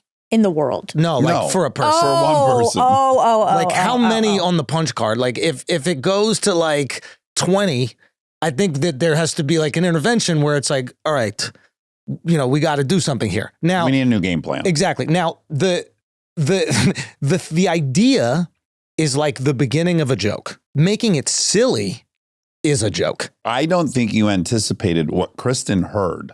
What was that? Where's the guy in this scenario? So you're her pissed point about was really the good. girl Like, do we start? who's Go, had go, go. 20? Well, guess what? 20 motherfuckers knocked her up and they're not paying any price for it and they're not getting shamed and we don't have to punch their card or do anything for them. Well, Dudes are getting off scot-free. I would argue in that scenario, it's not equivalent because it's 20 different dudes. But if it was the same presumably, dude, if it was one guy. See, that's where I think you could have landed this whole thing. Yes. If one guy gets 20 girls pregnant, neuter that motherfucker. Like, we got to do something. Right. Yeah, exactly. But this is the artistry of like a joke. And I gave you like the lump of clay. And it's there might be something you in didn't there. remove all the pieces to make it David. And it still is a piece of marble. Exactly. Exactly. Yeah. And there's the perfect example of like when there's a negative reaction, it's not like these people are fucking idiots. I even commented in it like, oh, it turns out that they're not getting these like late term abort. Like I even have this like caveat that I put in it later after I found the information, but it doesn't matter. People don't look at that. But that's the example of I don't ever go snowflake. Right. The joke wasn't nuanced and sliced thin enough that even the most pro-choice person in the entire world who's like, yes, 20 abortions, a girl should have 40 abortions, would still laugh at. Yeah, comedy's math and it's just figuring out the equation. But it's funny because you're like, you can't offend Kristen. That's the one thing. I mean, everyone has that. Right? Everyone has their one thing that's like, well, now you lost me. No, my thing is like, she's actually a pretty good barometer for me of someone who is very on the left and also has a very healthy sense of humor. Right. That's why I say her in particular. I find her to be someone who is incredibly progressive and left and has not let it affect her sense of humor. Yeah. She's my favorite person on earth, but I have to say it. She's the most beautiful white privileged person. She's all those things too. So she has also the ability to have she has the luxury of having to be able to laugh at fucking anything without being like, oh yeah, I remember when that was me. Isn't it great? Not for me. A white woman. I hate it. A white woman's Instagram. Like she's also really great at laughing at when she's getting burned. Like she gets burned a lot and she does very well with it. That's confidence. She doesn't like it when she personally gets burned. And that's the difference. And it's fair. No one likes getting fucking personally burned. But when you are in a group that's small, they feel more personal than the overall like, I just got to say it. Well, I watched Ryan blast her. She loves getting blasted by Bateman. She loves getting blasted by Ryan. She did not like getting blasted by me. That's definitely true. Fair enough. Yeah. But all this to say, I have seen the decisions you've made and they've all pretty much made sense to me. And I've not been scared for you. Yeah. The first time I got scared for you, truly, did I call him? Yeah. Was Kendrick Lamar. Yeah. So just tell people what happened. So he put out an album and he had a line in it. He was like, don't ever let no white comedian talk about no black woman. That's law. And First of all, how do you know that's about you? Yeah. I got confirmation. Put it You that did? way. Yeah. Okay. I didn't respond for weeks. Okay. I like had to shoot my special. Like I didn't really care. Yeah. That wasn't even the thing that bothered me about the line. The next line is, and to the M words that coon and the M words that being groomed, slide on both of them. Do you guys know what that term slide means? No. So slide is like assault or kill. Okay. I'm thinking, and the world is thinking, he's talking about Charlemagne and Alex Media, the two black dudes that are on the show with me. Oh. So once you tell people to kill my friends, you get whatever I give you. So like, that's what I'm thinking. Like there's this whole, like everybody's like, oh, he's such a victim and all this. He just said whatever. It's like, yeah, he said a stupid thing to me. Like, you're not going to tell me who I can or can't make fun of. But you don't tell your fans to kill two of my friends or slide or assault or whatever it is. Even if it's not serious, you're putting that energy out there. So don't be surprised if you get some energy back. Some heat. That's my feeling. So, okay, so I watch your response. What's really funny is I have to say, and this now happens, is I have actually a friend reach out that go like, oh my God, have you seen this? So it like comes to me, and in his version of telephone where he explains what you did, I'm like, oh boy. What's his version? This is so funny how this works. Someone, by the time, I think he just read the reviews of what you did. Yeah. And then they made it racism so fast. Yes. It became racism so fast. Buck breaking. Yes, buck breaking. Bro. And I'm like, he said buck breaking? So I now got to go find this thing. So I go to your Instagram and I find it and I go, okay, he does not say buck breaking. It's pretty silly. I said, I'll make sweet love to him. Right. If they were in prison together, he would make sweet love. The point I'm trying to make is like, why are you talking shit? Don't tell your fans to kill my friends. Like, I think that's a pretty fair response. Sure. Hey, you say to your fans to kill my friends. I say, I'll make sweet love to you. Right. I saw it is about as playful as a fuck you, I'll kick your ass as could be done. That's all it's trying to be. Yeah. But then I'm really worried about you because I'm like, well, he thinks that he's a rational person. Yeah. Kendrick is a national treasure. Huge. He's a Pulitzer Prize winning. Incredibly talented. He couldn't be more talented or loved. And I'm going, bro, is this the fight you're going to pick? We got to pick our battles. Is this the one? I'll do it. You were fine. Nah, more of that. Like, don't talk about my friends, bro. Okay. Like, my friends are more important to me than strangers. So it is what it is, you know? Do you worry at all? Yeah, there's definitely concern because, like, he's got some affiliation to some, like, real dudes. Of course. And I heard minimally some real dudes love him. Yeah. But But even if he's not affiliated. No, direct. They could think they were doing a favor to someone they love. And that's how it works. It's not like he doesn't want you to get hurt. Exactly. Like he doesn't say to the person, go do something. The way it works is the young dudes on the street do something hoping that it'll curry favor with the OGs. Exactly. So and then I heard whispers from a lot of different people and, you know, that kind of stuff. But it, which sucks. You don't ever want that. Right. Any people who actually listen to it, like my black friends who were getting death threats after the song came out, before I ever said anything. Yeah. They were like, oh yeah, this is fun. We're going to have some fun. Okay. So that was one hot one. Now I want to bring up a love connection. Ooh, go. I've been trying to get Monica to love you for a while now, for a couple of years, would you say? That's not even true. I didn't know. We're going to win her over. We're going to win her over. Don't you feel like I'm always kind of like trying to pitch it like Andrew? Like, no, first you sent me, the first time I heard of you, Dax sent me a thing and I was like, oh my God, this is so great. And then I was like, oh, I'm going to keep looking. And you were like, well, be careful what you, be careful. I might need to curate. I might need to curate for you. If you just look at my stand-up, usually you're good. Yeah. The second you start looking at podcasts. So I did that this morning and I was like, oh my God. Because the podcasts are clay and the stand-up is the statue. And that's something that like we got to grapple with. We got to grapple with just as comedians. Yeah. We're talking for 2 hours. We're going to say some fucked up shit. Yeah. But let's get to the love affair. So one of my favorite things, I saw your rant on Taylor Swift and I couldn't send it to Monica fast enough. I love her. As I was watching it, I think I interrupted it to send it to her. Oh, the Michael Jackson. She's the Michael Jackson of our time. Yeah. And it was you were no features. No features. I think you were arguing like whether Beyonce or people are upset about that. I'm sure. They were upset. Yeah, your right followers were probably.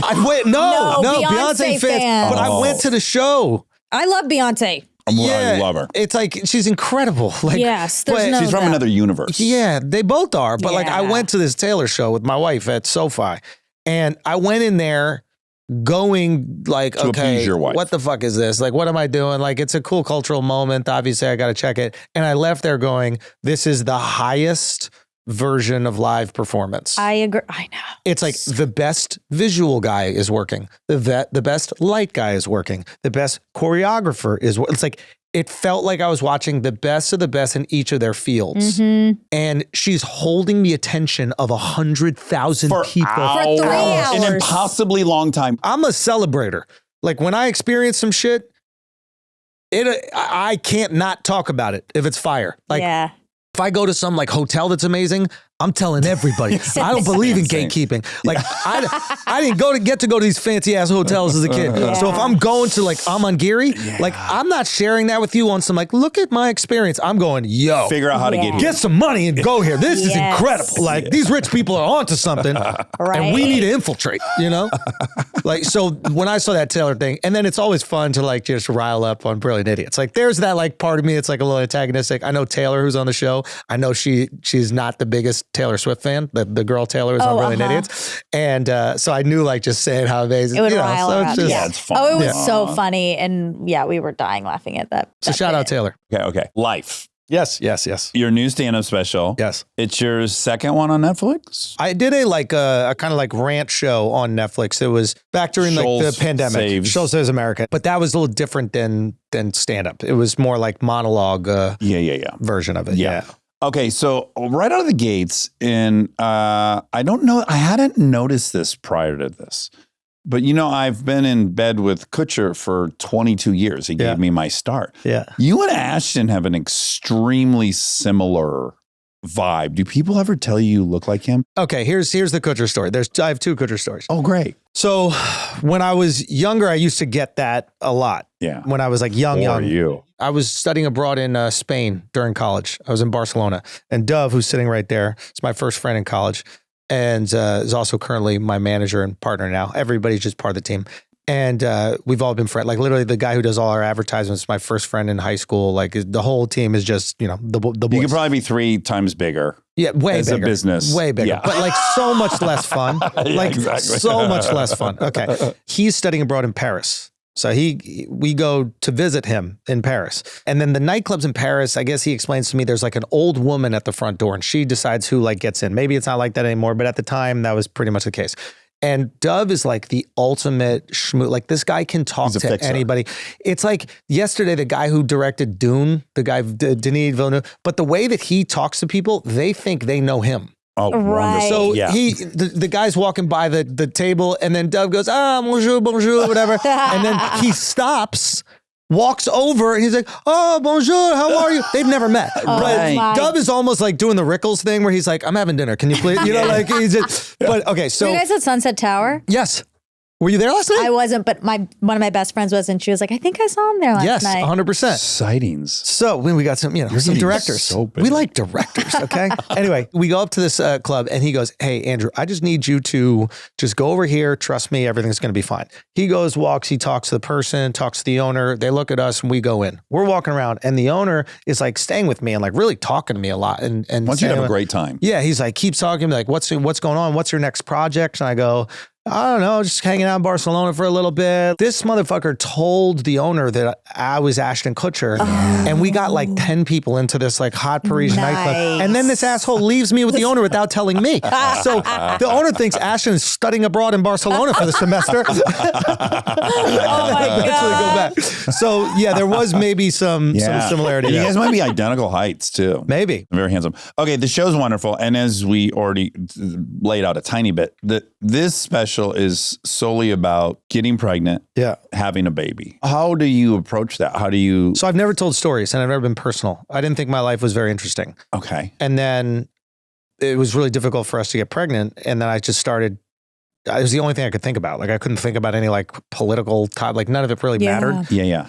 Started talking about it on stage. And the initial part was, we weren't getting pregnant and I felt kind of like misled. I'm like, maybe it's hard to get pregnant. Like my whole life I've been trying to not get women pregnant. Right? Yeah. And then I'm like, oh, this is like, what the hell's going on? And as it progressed, my wife got more and more concerned about it being like her fault. And I have a joke in there. I don't want to like repeat the joke, but it's like I also thought it was her fault because I didn't even know it could be our fault, right? Like, and I'm with you. By the way, I'm relating so much because Chris and I, when we decided to have a baby, she said, "Do you want to get your sperm count checked?" And I go, like, why would I do that? Yeah. I'm not assuming I have a problem. Yeah, go look at the and shower. she goes, how many times did you fuck without a rubber and you've never gotten anyone pregnant? And I was like, oh shit, that's a pretty... We don't even think about that. No. We think we're playing like Russian roulette and we're just the luckiest human being on the planet. Yeah. So we went and got checked, and then it turned out that her ovaries were perfect and that my sperm sucks. You were told specifically it's a C+. Yeah, C+, which is like, they were trying to like be warm. You know it was a D. They upgraded. The plus. It was the plus that now I look back is so condescending. And they're like, this will make him feel better. And it did. Because I was like, it's almost a B minus. Almost a B, It's pretty much a B. I'm a B. You know what I mean? Like, Yeah. If you round up. if you round up, I'm a solid B. Also, I have the same shitty sperm. I tried in UCLA I read that I could make money donating sperm And then because I they was a rejected student it? there, and I went in and I did the jerk off thing, and then they called and they're like, your sperm count's not high enough. No. Yes. And I was like, fucking oh, way. Jesus. What, from taking anything? Demoralizing. From What? taking tea or anything like that? No, this is when I was like 21 years old. And No yeah. way. They want you to have a big sperm count at the bank. Yeah, they're so prejudiced. I was probably a C. Yeah, we don't at talk 21. about that enough, huh? No, I know. Yeah, poor you. They don't want any lazy They only sperm out there. value you if you have an excessive amount of sperm. So once I found out it was me, a whole different, like this emotionally takes a big turn. And I also feel a lot more comfortable talking about it on stage. Oh, yeah, that makes sense. Yeah, because I think one of the big issues for like couples that are like struggling to get pregnant is that the isolation in it, because you don't know who the issue is. And it's so painful for the woman, especially because most of them think it's them. Yeah, yeah. No guy ever thinks it's them. Yeah. Ever. Right. Even when he told me it was me, I was like, come on, like, I'll just put your legs up or something. I was like, what do we need here? It's gravity. Like, and I feel a little more comfortable sharing. And then I would start talking about it on stage, and like, there would be these guys that would come up to me after shows and they'd be like, hey man, I really like that. That was pretty funny. And I was like, yeah, oh, cool. Thanks, man. He goes, yeah, no, you should keep talking about that. That was good stuff. And that was like their way of going, hey, I feel less alone now. I needed that. I didn't know that people were struggling to get pregnant. I didn't know how many women were freezing their eggs. I didn't know that this existed because it's so taboo and to a lot of people so embarrassing that they isolate, they don't share at all. And they feel deficient. Their friends are all having the babies and they feel incomplete. They don't know that their friends are also doing IVF. Yeah. Right. I think what I learned through this, and maybe one of the most rewarding parts of it, is like I would start, when I was doing the tour, I'd start getting all these DMs. And to this day, like I screenshot all of them, of people telling me that, because I didn't market the show as this. They think they're getting like crazy stand-up that I've been doing normally. They're going to get the Latina accent. Exactly. Yeah. They come for the Latina. They stay for the fucking there we go. IVF. Exactly. And then basically what happens is they go, oh my God, I was actually going through this. And it was really nice to see us laugh about it because it's been this really dark thing. And then I get a message months later, like with a picture of their baby. And then certain people who were going through stuff and they had trouble and maybe they saw it and now they were like, yo, we want to try IVF because of the show. Like, to me, I did not expect it. I did not write it for that reason. It was the only thing on my mind. But the idea that like it could destigmatize this thing and removing that stigma could give people like the greatest thing they'll ever experience in their life, which is having a kid. Like by far, there's nothing even comes close. Was really cool. Yeah, it's really special to get to receive that, I think. Yeah. And that connection. Yeah. I think so you did an amazing promo with my boyfriend, the love Matt, of my life. the legend. Taylor plus Damon. Matt. Yeah. I mean, I did think, I was like, Matt likes Andrew. I'm qualified. I guess. I missed something. Anyway, but you did lean in for that promo. Yeah. And I was like, oh, wow, this is really great. And I do think a lot of people who might not follow you or know your stuff or think something about you will be drawn to it because of that. But then I was like, man, I wish he would do more of that because I think his audience is limitless. Yeah. But we do think of you in a very you're so certain fucking package. skilled. Yeah, exactly. I think that can be misleading for all humans, which is like you have such a sharp skill set that really anything you bring that talent to bear on is going to yield results. 100%. And it could mislead everyone. Sure. We had Robert Sapolsky on. He's the smartest guy we'll ever talk to in our whole life. He's a determinist. Evolutionary biologist. Yeah, he's the smartest person alive probably on planet Earth. Okay. And he's a determinist. And I'm like, great, you've made a great argument, but can you acknowledge you could have turned that same brain on free will and made just as convincing of an argument? Right. It's just like, where do you want to focus this hyper talent? Let me ask you if this observation rings true for you. Yeah, sure. In the last 8 years, we've watched so many people become famous in the podcast space, whether it's Huberman or there's just name the number of people. Yeah. And I'm not using Huberman as an example in this, but I've watched many of these people get led by their audience instead of them leading their audience, and that their audience will take them in a fucking rabbit hole. And I've seen like 8 people have taken It's themselves happened to a out lot where they of started here and they literally went in the rabbit hole because they just were responding to the most vitriolic response. Yeah, Do you see that? I see that a lot. I think it's a really astute observation. And I think that a lot of people don't realize how much the algorithm really dictates your content. And you have to be, and this is why when I was saying earlier, like I try to block out everything when I'm in creator mode, even the algorithm. Like we'll put out episodes. I know how to make every episode go crazy. But then you're a grifter. Like it's important to me to put out episodes talking about the things we want to talk about with the people we're interested in. And you would hope that your core fans will maybe share some appreciation of those people. But I understand that it's going to alienate some. Yeah. And I think what happens a lot of times for people in our position is once you get some success, with success, there's always scrutiny. That's the cost of success. Yeah. Criticism is the cost. We have to pay it. But when you feel immense scrutiny, it is very easy to retreat towards protection. And protection is usually one ideology. If you're just the right guy, the right got your back as long as you say all those things. If you're just the left guy, the left got your back as long as you say all those things.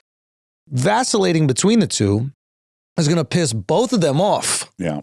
And it's more of a I feel like pain this in is the road I've struck down, Yeah. unfortunately. No, but that's how you maintain your authenticity. And then the people that actually know you appreciate you as a person and not just a mouthpiece for one ideology, which I don't want to be. I just want to be me. And I'll say this too about who I think is so fucking funny. Shane Gillis. Shane Gillis. Shane is great, man. He's So good. Shane is so good. unbelievably Yeah. good. I He's mean, so good. what's so fun about watching him is like if you're trying to, and that's the unfortunate thing of our current society is like you're watching things trying to pin them to a camp the whole time. It's like, whoa, where are they? Yeah. Are they liberal or are they conservative? Yeah. And what's fun about Shane is like it's a hardcore conservative position. It's a hardcore left position. Right. It's bouncing back and forth. Yeah, And I yeah. personally love and cherish that. Yeah. And you're bouncing back and forth in this special. Yeah. I mean, You definitely have some moments, I think. I think so. This isn't funny. This is just another observation. So we went through the same thing. You're there, you're in labor forever. All of a sudden people rush in, the heart rate is crashed. Yeah. And now you're having this emergency thing. Oh, did Chris have a Yeah, C-section? Yeah. Oh, wow. Two. How scary is that shit? It is. Yeah. Did you have this moment? This is so dark to say, and I would never make this decision now. Yeah. But on the ride with her in a gurney and me walking next down the hallway and 15 doctors all in a panic, I literally said, just keep Kristen alive. Yeah. I don't give a fuck. Like I was so excited to have this baby, but my God, is my wife in danger right now? 100%. I was just like, please keep her alive. Yep. 100%. Yeah. Emma lost And a lot now of I'd blood. be like, take her. I'll keep Lincoln and Delta. Take her. You know what's funny is that Kristen would probably give her life 100 times course. over for that baby. Yeah. And she'd have me killed 1,000 times to save them a broken arm, and I want her to. Yeah, that's funny. That's how it should be. Take him. Yeah.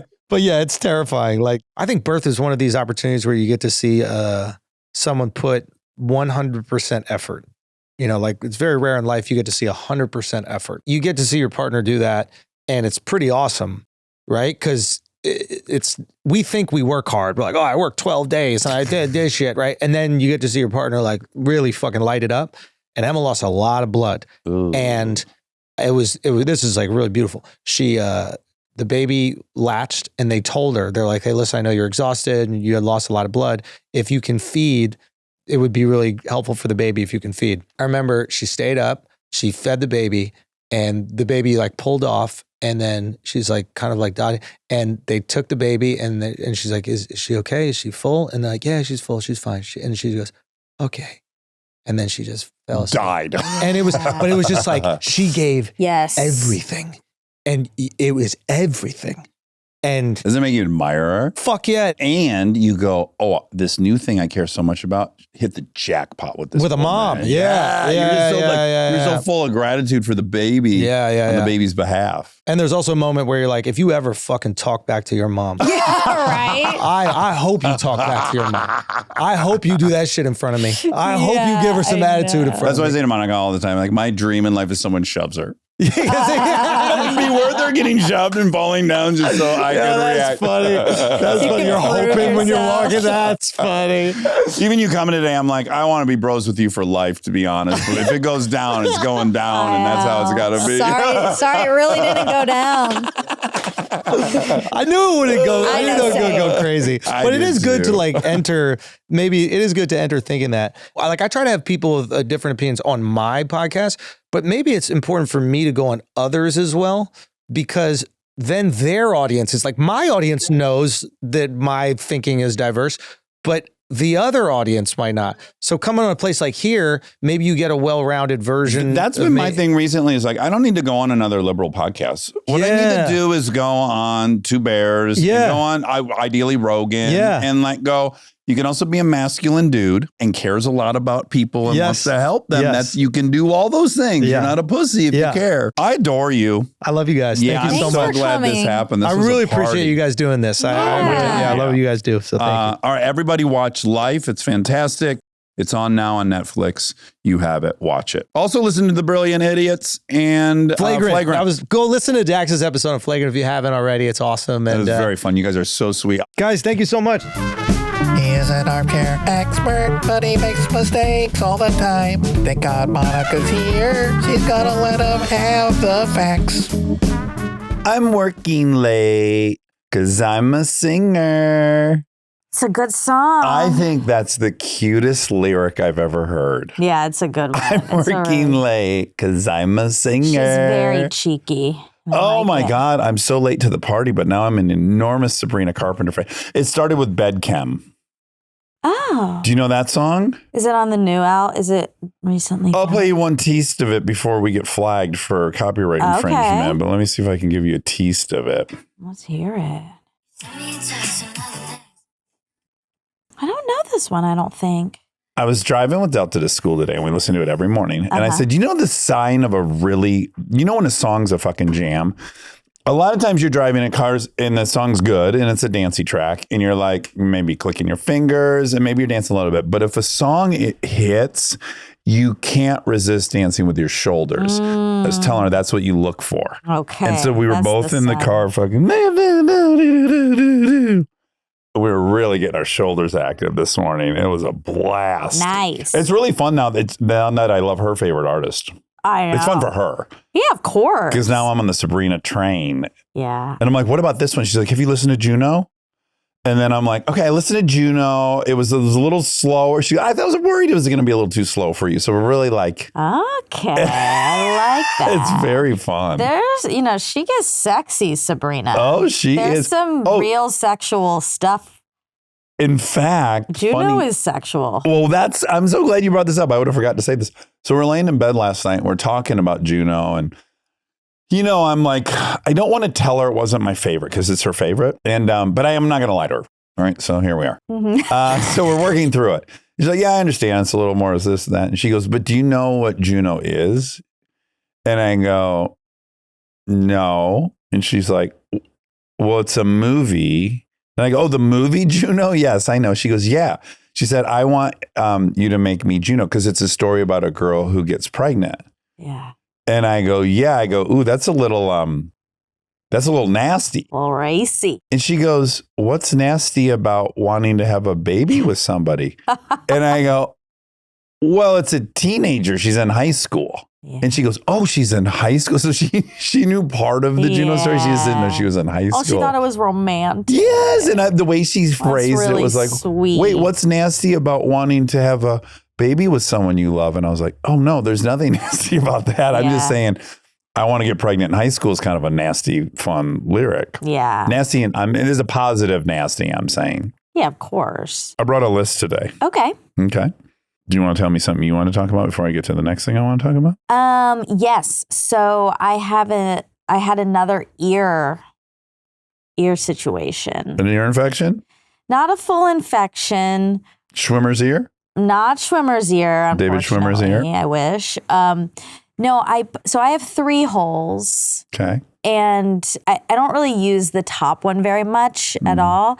But I found these earrings and it didn't look right in the second hole. So I moved them up to the 3rd hole and I had to really work it in shove it in. Yeah. Re-puncture it. Yeah. But I cleaned it. I did my best. And then it did start hurting pretty quickly, but I left it because it looked so cute. It's a very similar story to last time. And I left it. And then that night I took it out and it was really hard to get out. I think it had swollen sort of around it. So I yanked it out and then I cleaned it all up. It had fused to the metal. Yeah. And then I cleaned it up, but it was really painful. And I couldn't lay. I had to back sleep. Isn't it weird that your upper ears are very prone to infection? They're sensitive. Yeah, the higher you get on my ear, I think they just can't handle it. It's just very infection prone. Don't say it with such a gross face. Well, it is. It's very... It's not my fault. It's like a cess. I prefer to call it sensitive. Okay, it's sensitive. Anyway. Particularly sensitive to infection. Yeah. Yeah, of its many sensitivities. And it had a big, you could feel the big, node in there. Big lump of infection. Don't make that face. Okay. Anyway, it's feeling a little bit back to normal. So okay. I'm glad you got it out of there because that's an improvement. The big question is, am I allowed to do it again? I think it's a wrap on your upper ears. Really? I mean, repeat the same thing, expect a different result. It's 2 for 2. But it's maybe it just needs a couple times before it can acclimate. I mean, it's your body, your decision. So, but I think we stay away from there. Okay. Bit me twice, shame on me. You're at the shame on me part. First time was shame on your ear. Sure. And now it's shame on you. Yeah. Well, we'll see. Yeah. Now, this one I flagged. I did flag it with you in mind. I thought this would interest you, even if the topic doesn't, because of where the money comes from. Okay. I read this headline yesterday or the day before. Unmarried Hermes heir, that's hard to say. I know this story. Leaving $11 billion to former gardener. I know. He's going to adopt the gardener. Wow. So that he can pass it on. There'll have to be a movie about this, right? Of course. It's not like you got left $1 million. You got left, you're in the top 200 richest people in the world kind of money. It's so sweet. Although there is some little bit of it having to do with he doesn't want control of his portion to go to certain people. Yeah, I think it's also a strategic move, but an extremely generous strategic move. And if I'm the gardener, I don't really give a shit what your motivation is. Not. You give me that $11 billion. I know. Can you imagine waking up, you went to bed. Yeah. You had $3,000 in the bank. Yeah. And the next morning you have $11 billion. God. I mean, of course, a pessimistic version of this is that they were in love. I mean, that's a weird thing to say. It's cynical. I guess it's they're in love. So that's why this is happening. But the Could better be story. Unrequited love. Maybe. Ooh, God. Okay. If someone was in love with me and I wasn't in love with them, and I made that clear, but they could not stop pursuing. Yeah. And then they died and left you $11 billion. Would I love them posthumously? No. Would I feel like I can't accept No, this? because you had been honest. Yeah. If you led them on and married them as they had gotten their cancer prognosis, you're pretty shady. Yeah. Okay. But also, it's sad. It's he just loved me so much. That even if you didn't like him, he still wanted you to be happy. That's true love. You should have loved him back. I know. I regret this. You should. I really regret not loving him back. Okay. I want to know more about the gardener. Yeah, me too. And I want to know, because it's in Italy or something. Where Somewhere are they? France, probably. Okay, is that where Hermes Yeah. is? Okay, that makes more sense then. Okay, probably not Croatia. I mean, we don't know where they are. They're billionaires. They could be anywhere. Sky's the limit. They could Their be in money the knows sky. no bond. They could be living up in Speaking the of. sky in Elysium. Yeah. He's older. I think the gardener's 50. Oh, Jesus. My age. Well, yeah, I guess no, you can totally still enjoy it. Yes, exactly. So I have such a disconnect when reading someone's 50. That does not sound like my age. Right. It doesn't sound 50? It doesn't sound like your age to me either. I think I'm just coming to terms with this in the very second Wow, yeah. that it's 50. It's really 50. It's not 40. But 50 is the new it's the new 45. Like, I think of you 45. We can't do better than that. No, Okay. like, I'm being realistic. Okay. I think of you as 45. Okay. Kind of perpetually. Permanently? Yeah. Okay. I'll try to live up to that. I'm certainly trying my hardest to live up to it. I don't mean you look 45 I mean, I definitely look 50 is what you no, God, what a trap. No, I'm just saying you'll live at that age for me forever. Right. It's going to be hard for me when I turn 45 because I'm going to What be about when you like, turn 50 and you're 5 years older than me? yeah, it's going to get confusing. It's going to get messy. Yeah. Okay. We might have to update. TBD when I turn 60, you might bump me up to 50. Okay. What is your age in your head currently? 40. 40. Yeah. Yeah. I think I'm 40. Yeah. Pretty sure I'm 40. You might want to go check and see if you're 40. 50? Yeah. That's a real number. I know. Oh my God, this is really just hitting me. Wow. Yeah, because when I read The Gardener was 50, I was like, oh, he gave a guy that's almost dead a blow. I wish he would have given it to him when he was 30. You can't know. But now I realize he's just my age. He's just a guy, he's a little boy my age. Yeah. Oh, wow. Yeah. 50. I feel like I'm 32. Yeah.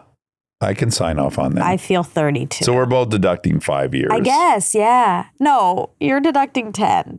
45? You said it was 45. Yeah, but you said you were 40. I think I'm 40. Oh, no, 45's older than I am. I'll tell you this much.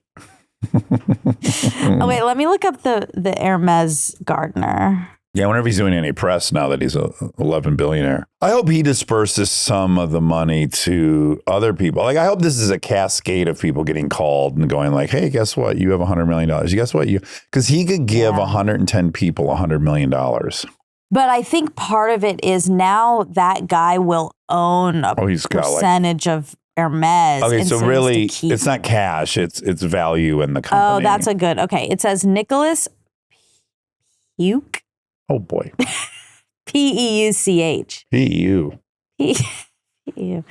A fifth-generation heir to the Hermes fortune reportedly plans to adopt his former gardener and handyman, a 51-year-old man from a modest Moroccan family, and bequeath him a substantial portion of his estimated $12 billion, $13 billion fortune. It says he's reclusive and childless, 80. He's 80. He owns approximately 5.7% of Hermes shares. Okay. What if this guy's first line of work is to introduce a line of Hermes clothing for gardeners specifically, like patches in the knees? Oh my God, that's actually cute. Yeah. That would be cute. He could take this. He might be worth $30 billion after he implements. Has a strained relationship with his family. You can't call him that. What's his first name? Puch. Has a strained relationship with his family and initially had plans to leave his fortune to the Isocrates Foundation, a charity he founded.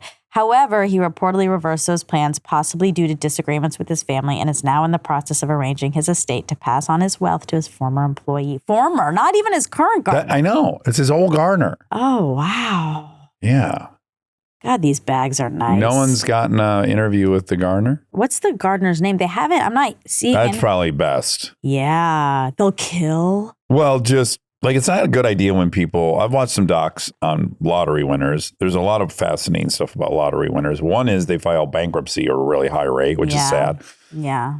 but also the amount of people that come out of the woodwork Oh, yeah. looking for money. And I guess it kind of makes sense. Like if you're asking for somebody for the money they earned, Yeah. I think it's a different threshold than like, hey, you found out your friend found $50 million in his backyard, which is basically what Lottery. winning the lottery is. Yeah. Like, well, he didn't, Yeah. maybe he'd be easy But come, easy go with it because he just found it. And so you feel like if someone passes it down, you feel more of a responsibility to that person, maybe? Well, I just think if they said his name out loud, everyone that knows him, like, but you got given $11 billion.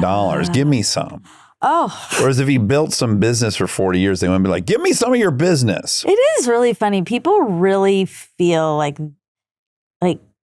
Tough. give me some is a real, Give me some. it's like a real thought in a lot of people's heads. Yeah. You have so much money and you should give me some for free. I certainly never felt that way. Like there was a period where, my mom and my brother were partners and they both made a very good living in Michigan. And I was quite broke in California. And I never felt like they should give me some money. Yeah. But sometimes when we're with Bill Gates, I do think, why doesn't he just give me $1 billion to be funny? No, that's not. I don't think Isn't that I don't funny? think that's that funny. It's fun It's for funny me. it's fun for you. It's fun for me and funny for I don't think him. it's funny for anyone else. So I do think that when I'm around someone who's got like hundreds of billions of dollars, I do think, well, you could give me $1. That's basically you've got $200 and you give me $1 I for guess fun. then it's true. Like obviously, the more somebody has, the more like it's like, yeah, Bill, maybe wouldn't miss can you it. just give me $1 million? Actually, like Yeah. that's nothing for him. Can I just have $1 million? Just because it's funny. Because you're like, oh my God, the last time I saw Dax, I gave him $16 million, just like out of nowhere. He wasn't even expecting this it. is my best joke. I gave Dax. Yes, it's a great joke, Okay, Bill. but I guess that's how everyone feels. That's right. So yeah, if anyone has $1 million and they have $20,000, of course they're gonna be like, give me 50,000 of your dollars, please. That's right. It's too much I for get it. you. Yeah, I guess I get it all. I get it.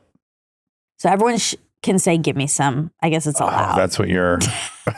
that we You're should put that on the deputizing news everyone in your life. Oh, on the topic of give me some, which my tattoo artist has started saying, give me money to show your arm. Oh, okay. I did sit for 7 hours Yeah. and have everything. I think we got to put an end to that story because I didn't list wanna the armchairs. Close the gap. You want to Close the door. No, they call it Close the loop. close the loop.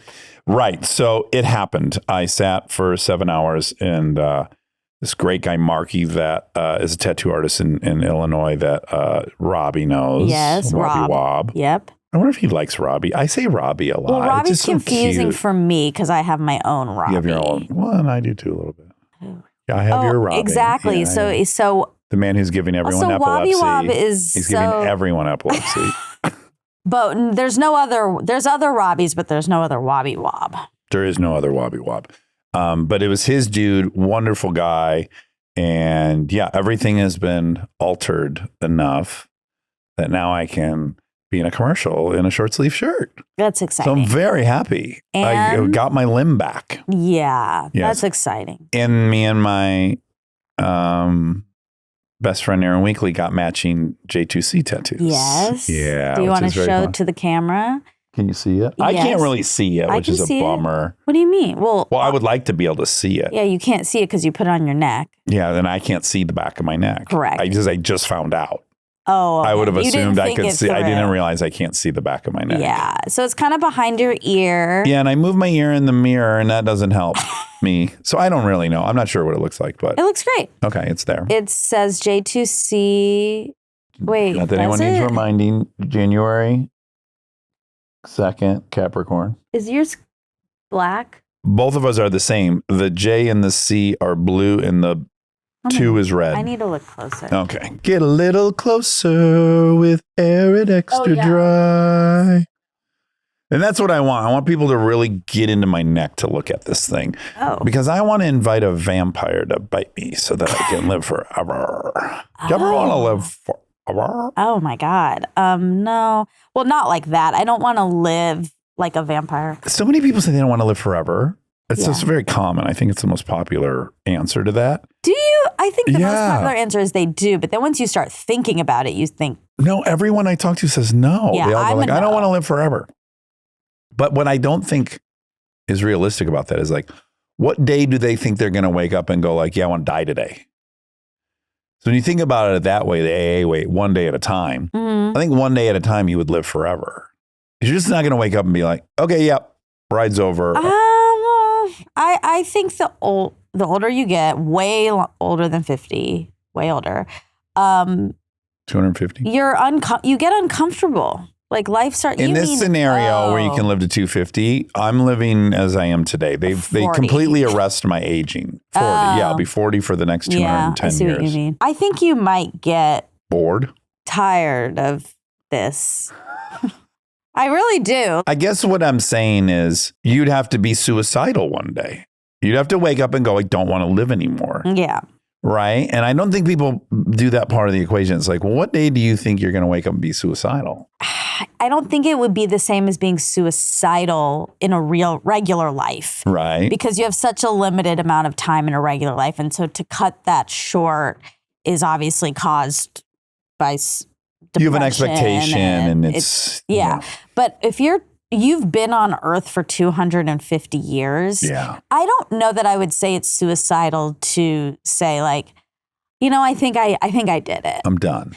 As the same way that like an 85 or 90-year-old, sometimes I think they feel like, well, I'm depending, but I do think some people are like, I lived my life and I'm done now.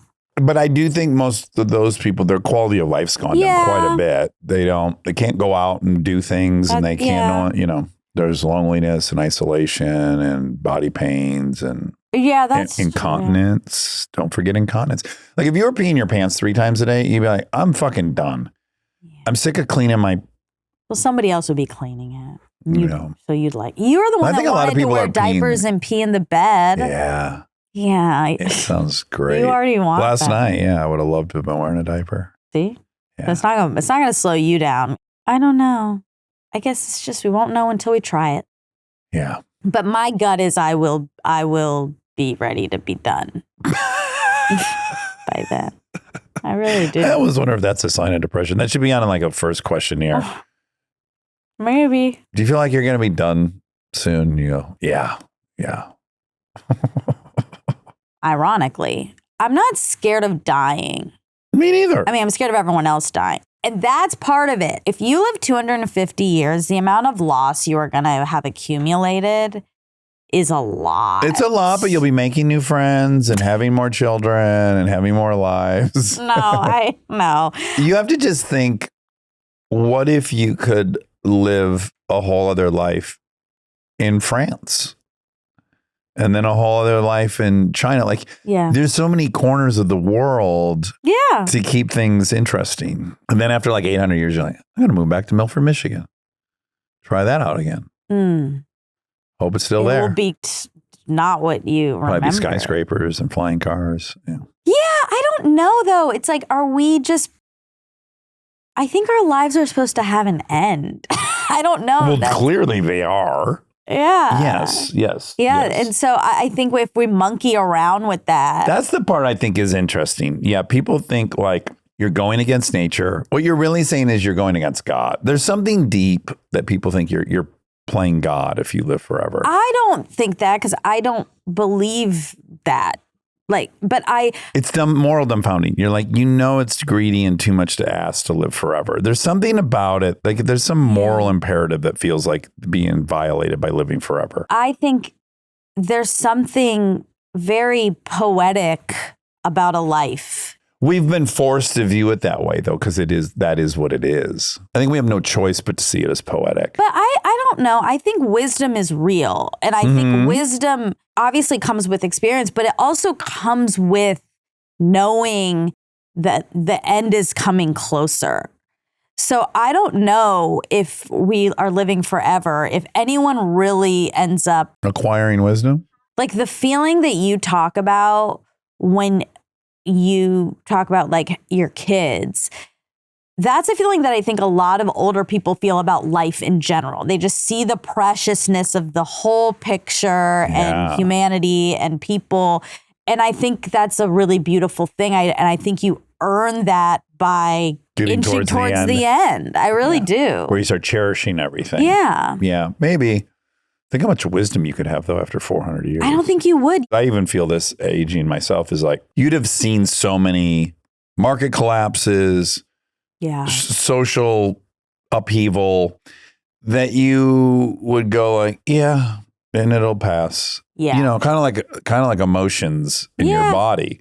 Oh, and I've gotten to that. Like, I've just seen, like, 2008, you're a monster if you drive an SUV. The SUV market collapses. Yeah. And then I look up one day and it's like, oh, no, everyone's driving a crossover in an SUV and everyone just kind of forgot about that thing. Right. And just these cycles of like, everyone decided everything is just, this is so terrible and we're done with this. And then I watch it come right back up. Yeah. For me, it's helpful because I'll watch the current craze of like what is going to go away and I'll just go like, yeah, maybe. Well, I don't know. We'll see how this. Yeah, my friend Sally, she has this guy in her building. He's older, I think maybe like 90. Like during the election time, he was like, "It's 4 years." Right. Yeah, and I think some of that you're seeing some of that in me. Yeah, but in our current you're thing. only 40. I don't think you get to say that I haven't earned in the that way right. that the 90-year-old gets to. Stay tuned for more Armchair Expert, if you dare.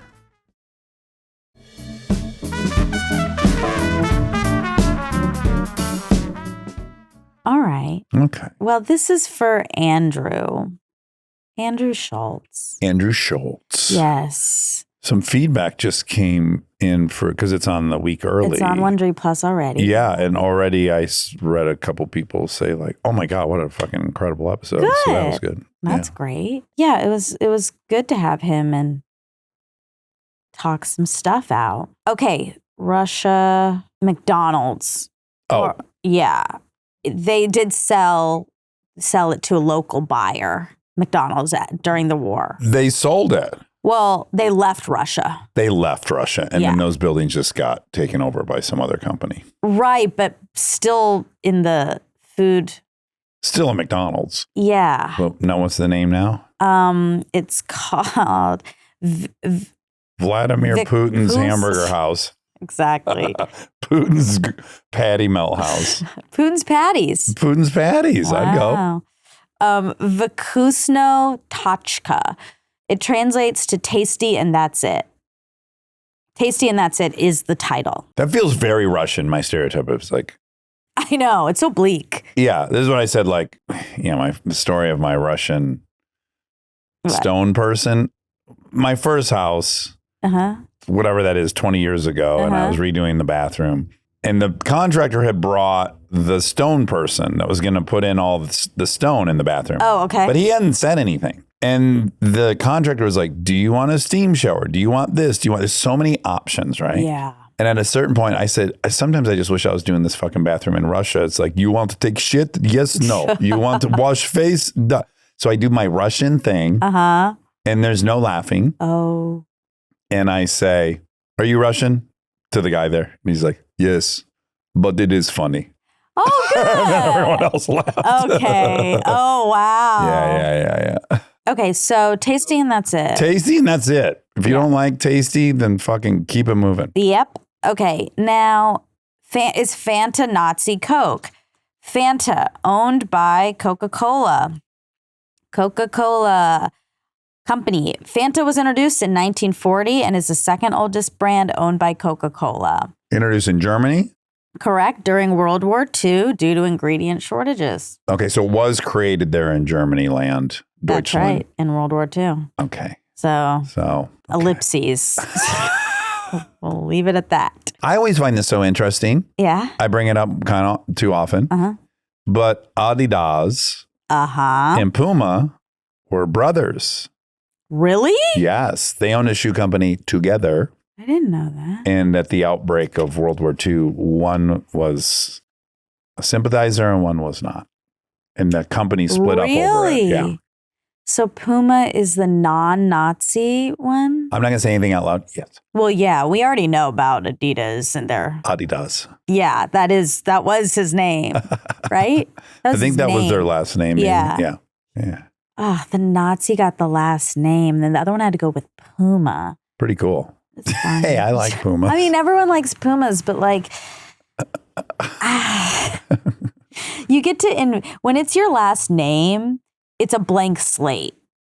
And you get to like really make that a brand. Mm-hmm. When it's Puma, you already have an idea of what a Puma is. The logo has to be a Puma. Yeah. Gotta be a mid-sized mountain cat. Okay, Donnie Burns is the Scottish ballroom dancer who has won many titles and holds a Guinness World Record. I was looking up most winningest ballroom dancer. How many has he won? Well, he's won 14-time World Professional Latin Champion, 11-time International Latin American Dance Champion. That's what's unfair to a lot of these disciplines. You know, a guy like Jordan wins 6 rings. Uh-huh. And you're like, he's the Michael Jordan of whatever. And then some other guys win. He's on 14 times. He's like, Jordan, you need a step stool to kiss my ass. That's what he would say. That is probably what he would say. Yeah. Yeah. I guess that is unfair. Yeah. Okay. Andrew said that Tim Waltz said he was at the Battle of Gettysburg in the Civil War. That was obviously a joke. Hyperbole. That was hyperbole, and it was a joke. It was Tiananmen Square. Correct. That he said he was there Present. or a part of, and he was not. Okay. So that was bad. Okay. Bipolar, you said 10 times the rate. In Japan. We have 10 times the rate over Japan. The United States has the highest lifetime rate of bipolar disorder at 4.4%. India, the lowest with 0.1%. And Japan, 0.7%. 0.7. 44 divided by 7 is almost 7. Yeah. Yeah. So 7. 7%.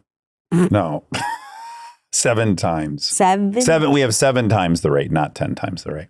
Yeah. That's still astronomical. That's a lot. Yeah. It's a lot. Is Jack Schlossberg JFK's grandson? Yes. He is. Congratulations. Oh, okay. I thought he looked like Ben Schwartz. And I thought he looked like Ashton Kutcher. Yeah, I didn't. He doesn't look like Ben Schwartz, but they have similar mannerisms. And then this also, I just started watching The Pit. Right. Which is on Max. It's a medical drama. It's ER. Just call it ER. It's basically ER. It has Noah Wyle. John Wells, I think, is the show. Correct. Yeah. And it's fun. I really just like a medical drama. Yeah. The only one I ever got hooked on was House. That's the one I didn't do. Because Hugh Laurie is so incredible. Yeah, he is such a good actor. And he's a cantankerous addict. Right. And the most brilliant doctor on the planet. So you never watched ER? No. Really? No. Well, I just finished The Pit and I'm going to restart ER. Oh, I thought you were going to say you're going to restart Pit. No. I just finished Pit and I'm going to restart it. I mean, that is something I have done, but yeah. No, I'm going to restart ER. I'm excited about that. I was too busy in life when that came out. You know, I was like early 20s, I think. I wasn't watching TV. I was like out every single night doing something fun. Yeah, you were probably 9. Yeah, because I have very vivid memories of watching it with my mom in bed. Fun. Yes, and in our house in Tennessee. So I would have been 7. Watching TV in bed is so fun. It is. Yeah. We would watch ER. So 7. So yeah, you were 19. Yeah. That was nostalgic watching The Pit. But there's an actor on there that is so Ashton-y. Oh, really? Yes. And there's a actress that is very Christina Ricci. Oh. So there's a lot of doppelgangers on that show, which is interesting. And then I was reminded that there's some people that are cutouts in The Sim. They're a cookie cutter that gets stamped and then they just like change some things. I've been saying this, now that I'm 40 and I've met congratulations tens of thousands of people in my life. Yeah. I think there's like 1,600 people. Right. I meet doubles nonstop. Yeah. I'm like, and then what's crazy is the people with the same physicality, their personalities are generally the same too. Like I think how you look ends up predicting a little bit how you're going to act. Yeah, maybe. Yeah. Yeah. So they just take they make the ear a little bigger and like flatten the nose a little bit. They're like, that one's good. Yeah, they do like a 2%. Exactly. Kind of like my tattoos, ding, ding, ding. Just change them enough that they're original. Exactly. Okay. I didn't know what buck breaking was. Ugly term. Yeah. Or maybe not ugly, ugly activity. Right. Correct. The history of sexual exploitation of Black people by the dominant society, particularly the sexual exploitation of Black men. We're going to go out on buck breaking? No. AOC's district voted for Kamala. Okay. She lost some votes, Okay. but she still won it. Gotcha. So some people moved over is the thing, but not the majority. Gotcha. Okay. That's it. That settles it. Yeah. Okay. Yeah. Wonderful. That was, I was glad we had him on. Oh, yeah, me too. Yeah. All right. Love you. Love you.